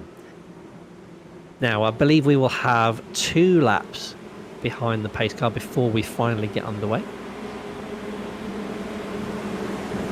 And the lovely silver reflective livery there of Harrison, and that Ace of Spades livery of Dubbetsberger lining up alongside. Kyle Power actually lined up 4th, with Danny Henney somehow in that Schumacher livery coming up in P3. He's fast no matter what. I suppose, you know, there's not too many corners here, so if you can keep your throttle nailed, you should be fine. But he's got to keep out of trouble, which was not what he managed to do this evening. So we shall see. Oh, and it was only 1 light because that was a green light. Surprises all round. So here we go. We've got Harrison coming up on Hatton, coming up the inside of Power, and we got Power is there. Henny is right behind Dubbetsberger, who's in the slipstream of Harrison. Here we go.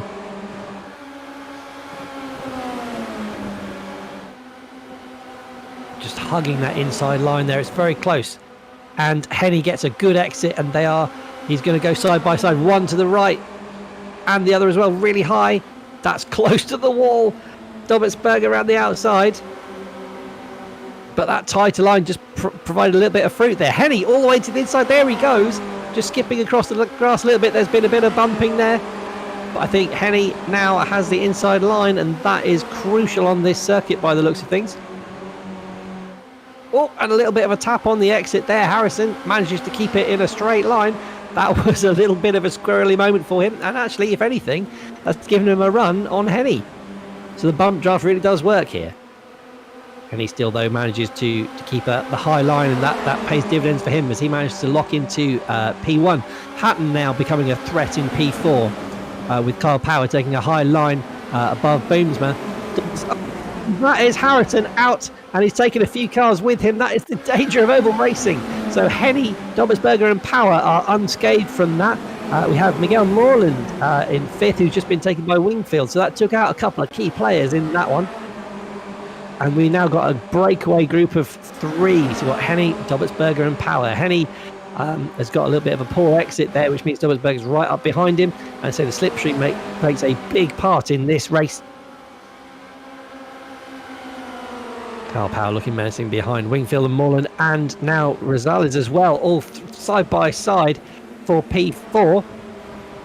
Bit of contact, but that's all fine in this series here. So we got Wingfield now just holding the P4 just in front of the gaggle of cars behind him. Oh, and now they're in the wall. That looks like there's been some carnage, and that is just taken out about half the field by the looks of things. Yes, so Wingfield there. Still unscathed with Rosales behind, and Colton Myers and Richard Malden, who is doing remarkably well up in P7 in that wonderfully green snake iguana, horrible green colour. Sorry, I'm just gonna chuck up some of my whiskey after seeing that. So we're going back to the front because it is really close. Henny still managing to hold off Dubbetsberger, but by only less than 0.1 of a second. Dubbetsberger now looking to the inside line. He's going to hug the apron, but Henny with that high line managed to keep up that little bit more momentum. Manages to go back into the racing line down the back straight. Kyle Power is tucked in behind, and they're starting to come up on the back markers, so that could make it very interesting at the front. I think we'll stay with that battle as they come through. Dubbetsberger gets a slight squirrel on the exit, which means that Kyle Power is now going to try and move the inside. Dubbetsberger, however, has managed to get a good slipstream behind, which has kept him in front. I think if I keep at that tempo for the rest of the race, I'm going to have a bit of a heart attack, so we'll try and bring it back down again. So, this is lap 8 of 33. It goes by very quickly on an oval, though.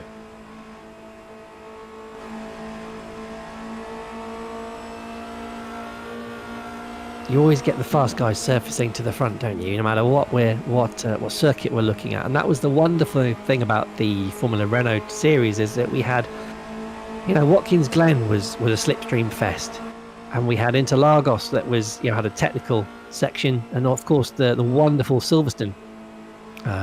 They're just such different circuits, and the same guys were coming up to the front and just showing their absolute class. And we've got the same again this evening with the the really fast runners still able to make it. People take a little bit of a condescending attitude to oval racing, but just to get serious for a moment, the guys who really can make these cars work show an incredible amount of talent. Just keep that momentum going and keep the car dancing through the fast corners. It's just absolutely phenomenal to watch, and we're being treated to a demonstration of it this evening with these top three, with Henny, Derbitzberger and Power. They like I say, these guys just phenomenal, and they're coming up on some back markers who are dicing, so this is going to get very interesting very quickly. Derbitzberger has a look to the inside. Now there's a gaggle right in front of them. Henny has to check up a bit. He goes to the outside, threading the needle there. He's going to have to go up between the wall and the back marker. So far he's kept it clean. How did he manage to find that gap? Derbitzberger trying to go around the outside and follow him, with Kyle Power also keeping very, very close. Derbitzberger checks up, and then that's given Power a run on him. He's going to go to the outside. Derbitzberger gets the slipstream on the back marker though. Hope he sees he's there. Yes, he does. He maintains the high line, and they haven't lost too much to Henny. It's given him a slight breathing space, but there's two cars fighting side by side in front of him, so he's going to get bulked by those two. And in fact, the back marker goes down on the apron, which meant that he brushed wide a bit and nearly put Henny in the wall, but Henny is just about managed to make it out, and that put Derbitzberger right back in contention again, and Power really sticking his nose right in. There's somebody went in the wall just in front of them, putting a cloud of tyre smoke in front of them, and it's all a bit Days of Thunder out there. You got to head towards the smoke, because the car won't be there by the time you get there.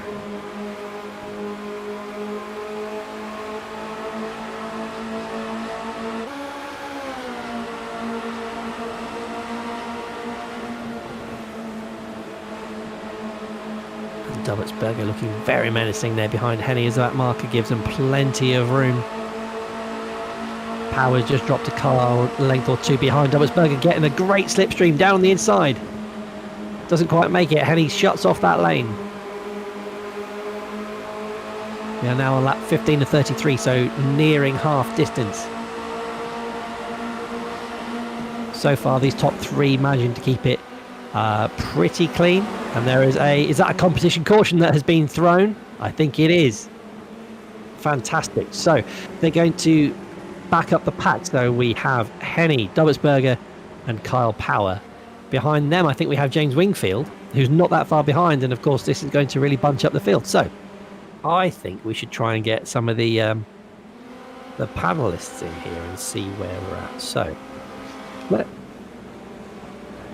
apparently the competition caution has been thrown out because of debris on the track, which is a very interesting thing, because I thought we didn't have any damage. I wonder where that debris has come from. Maybe some of the beer cans that have been hurled in from the crowd at the trying to derail Danny Henny from winning a further race.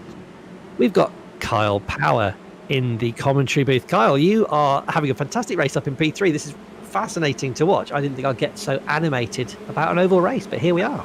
Yeah, it's getting pretty funky up here at the front. It was just starting to get very interesting because we were starting to lap the back markers. Yeah. Up to 8 and all the consistent line. I've come quite close to clipping Alex ahead a couple of times. But yeah, a sneaky competition caution to spice it up even more. Having loads of. Why not? And what's it like being a flat earther nowadays? You've had to ditch the VR system because you had a bit of an issue. So how is dicing wheel to wheel without much peripheral vision? It's tricky. I'm kind of getting used to it. The problem I've got is I can't sit very close to my TV, so I've zoomed in so much I've got like no peripheral vision, so I've got the blinkers on, so it's quite terrifying, but everyone's in my blind spot, but I'm having a great time. I wouldn't miss this for the world. This is fantastic. We'll enjoy the send-off of the Formula Renault 2s onto the F3s next year, and we look forward to hearing more from you, hopefully on the iRacing podcast and on the main podcast as a panelist. Yeah, thank you very much, and I look forward to it. See you guys later. Cheers, my dears. So, behind the safety car then, like I say, we have Henny, Derbitzberger, Power and Wingfield.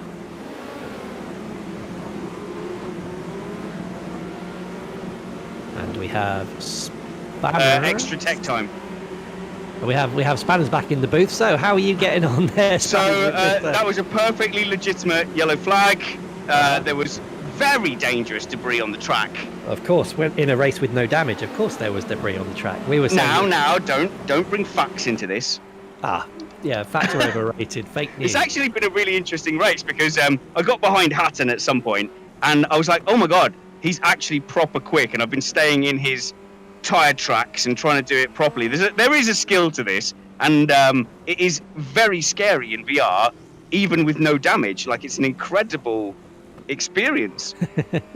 No, we're having a great time watching because we've got Henny, Dobbertsberger and Power at the front. They've literally been nose to tail the whole time. I bet. And carving through the back markers, it's been fascinating to watch. I was initially intending on taking the piss and dragging them in, but actually I've been too animated watching them. Do drag them all in. We've been having a lot of fun in the Discord chat as well, and actually no one's been like deliberately wrecking. Everyone has taken it in the spirit that it's intended, which has been lovely. No, it's absolutely fantastic, and what a way to send off the season. I wonder how long this competition caution is going to last. The wonderful Mustang pace car at the front is still going. It's saying one to green. One to green. Oh, fantastic! In that case, as you say that, the lights go out on the top of the car. So enjoy the rest of your race, Spanners. Woohoo! Have a good one.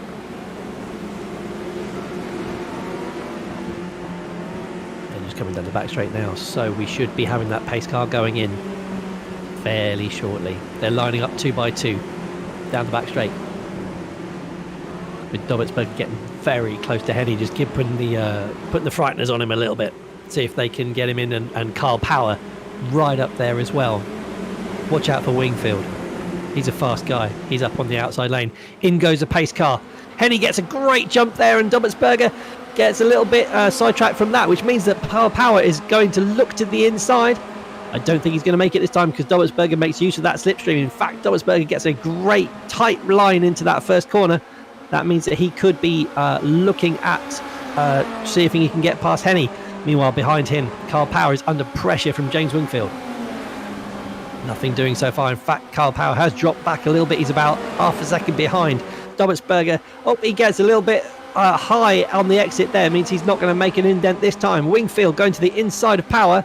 Can he make it stick? Power has to take to the high line, but he can carry a bit more momentum through there. So Wingfield does manage to back out of that one. And it then settles down a little bit. Dobbertsberger has managed to almost miss the toe from Henny this time. So Henny is making an impact, and already we're catching up with some back markers. They must have had that is trumpets that were going past there, as he must have had a bit of an incident going through. Got Carl Power now taking it up behind, and Wingfield somehow nearly doesn't make it past trumpets, and has to take the high line and goes very close to the wall.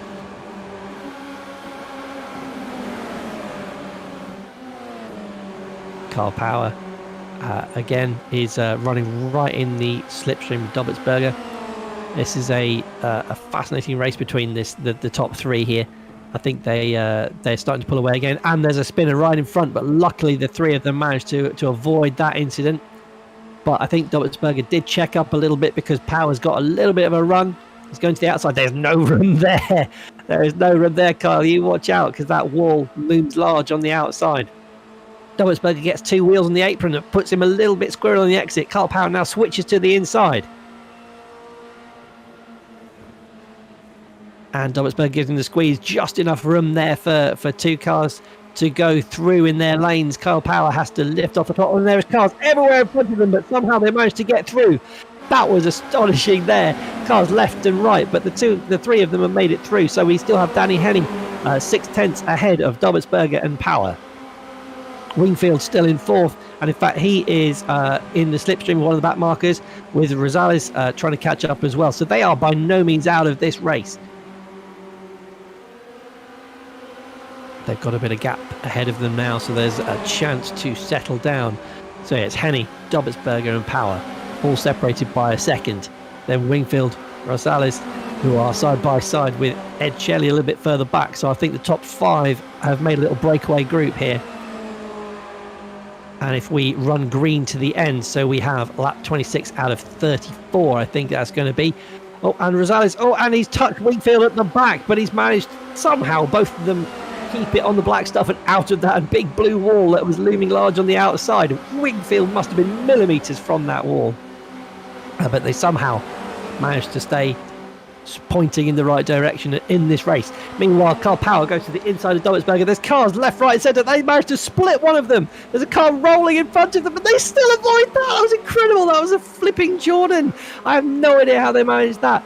They are still tied to each other as they go through. This is fantastic racing. I'm glad that there's no yellow flags for all those flying cars, because I don't want to interrupt this. This is amazing. Danny Henny still out in front, a second now ahead. Those two, Domitzberger and Power, are still absolutely neck and neck. Power goes to the inside. Nope, there's no room there, matey. Domitzberger slices down to the apron, comes back up again, taking the racing line, but that has given Power a bit of a run. He's now heading to the outside. Where's he going to go? Is that going to be enough? I don't think he's got a nose in front. That should keep Domitzberger on the inside. And we are suddenly changed to the final lap. That means that it gives this little battle here. They're side by side. This gives this ultimate momentum. And in fact, Power has breezed ahead of Domitzberger in a fantastic move. Has Domitzberger given up? Because he has dropped right back. Was that the end of the race? Oh, it was the end. How did that happen? I had 4 more laps, but that so that's it. That was amazing. So at the end of that race, I think we had Kyle Power missing out on P2 by 300ths of a second. That was what a way to finish this season, and they've all gone a bit mad now. Let's take this Formula Renault 2 car and put it on the fire, send it down the river in a Viking funeral. What a wonderful season we have had. I am going to miss this, but don't worry, we're coming back with the Formula Renault. No, not Formula Renault. Oh, that was a great way to send that off. So let me start that again. We are doing donuts on the start-finish straight, and what a wonderful way to send off this Formula Renault 2 car. But don't worry, we'll be back with the Formula 3 next season. Join us then. This has been Missed Apex.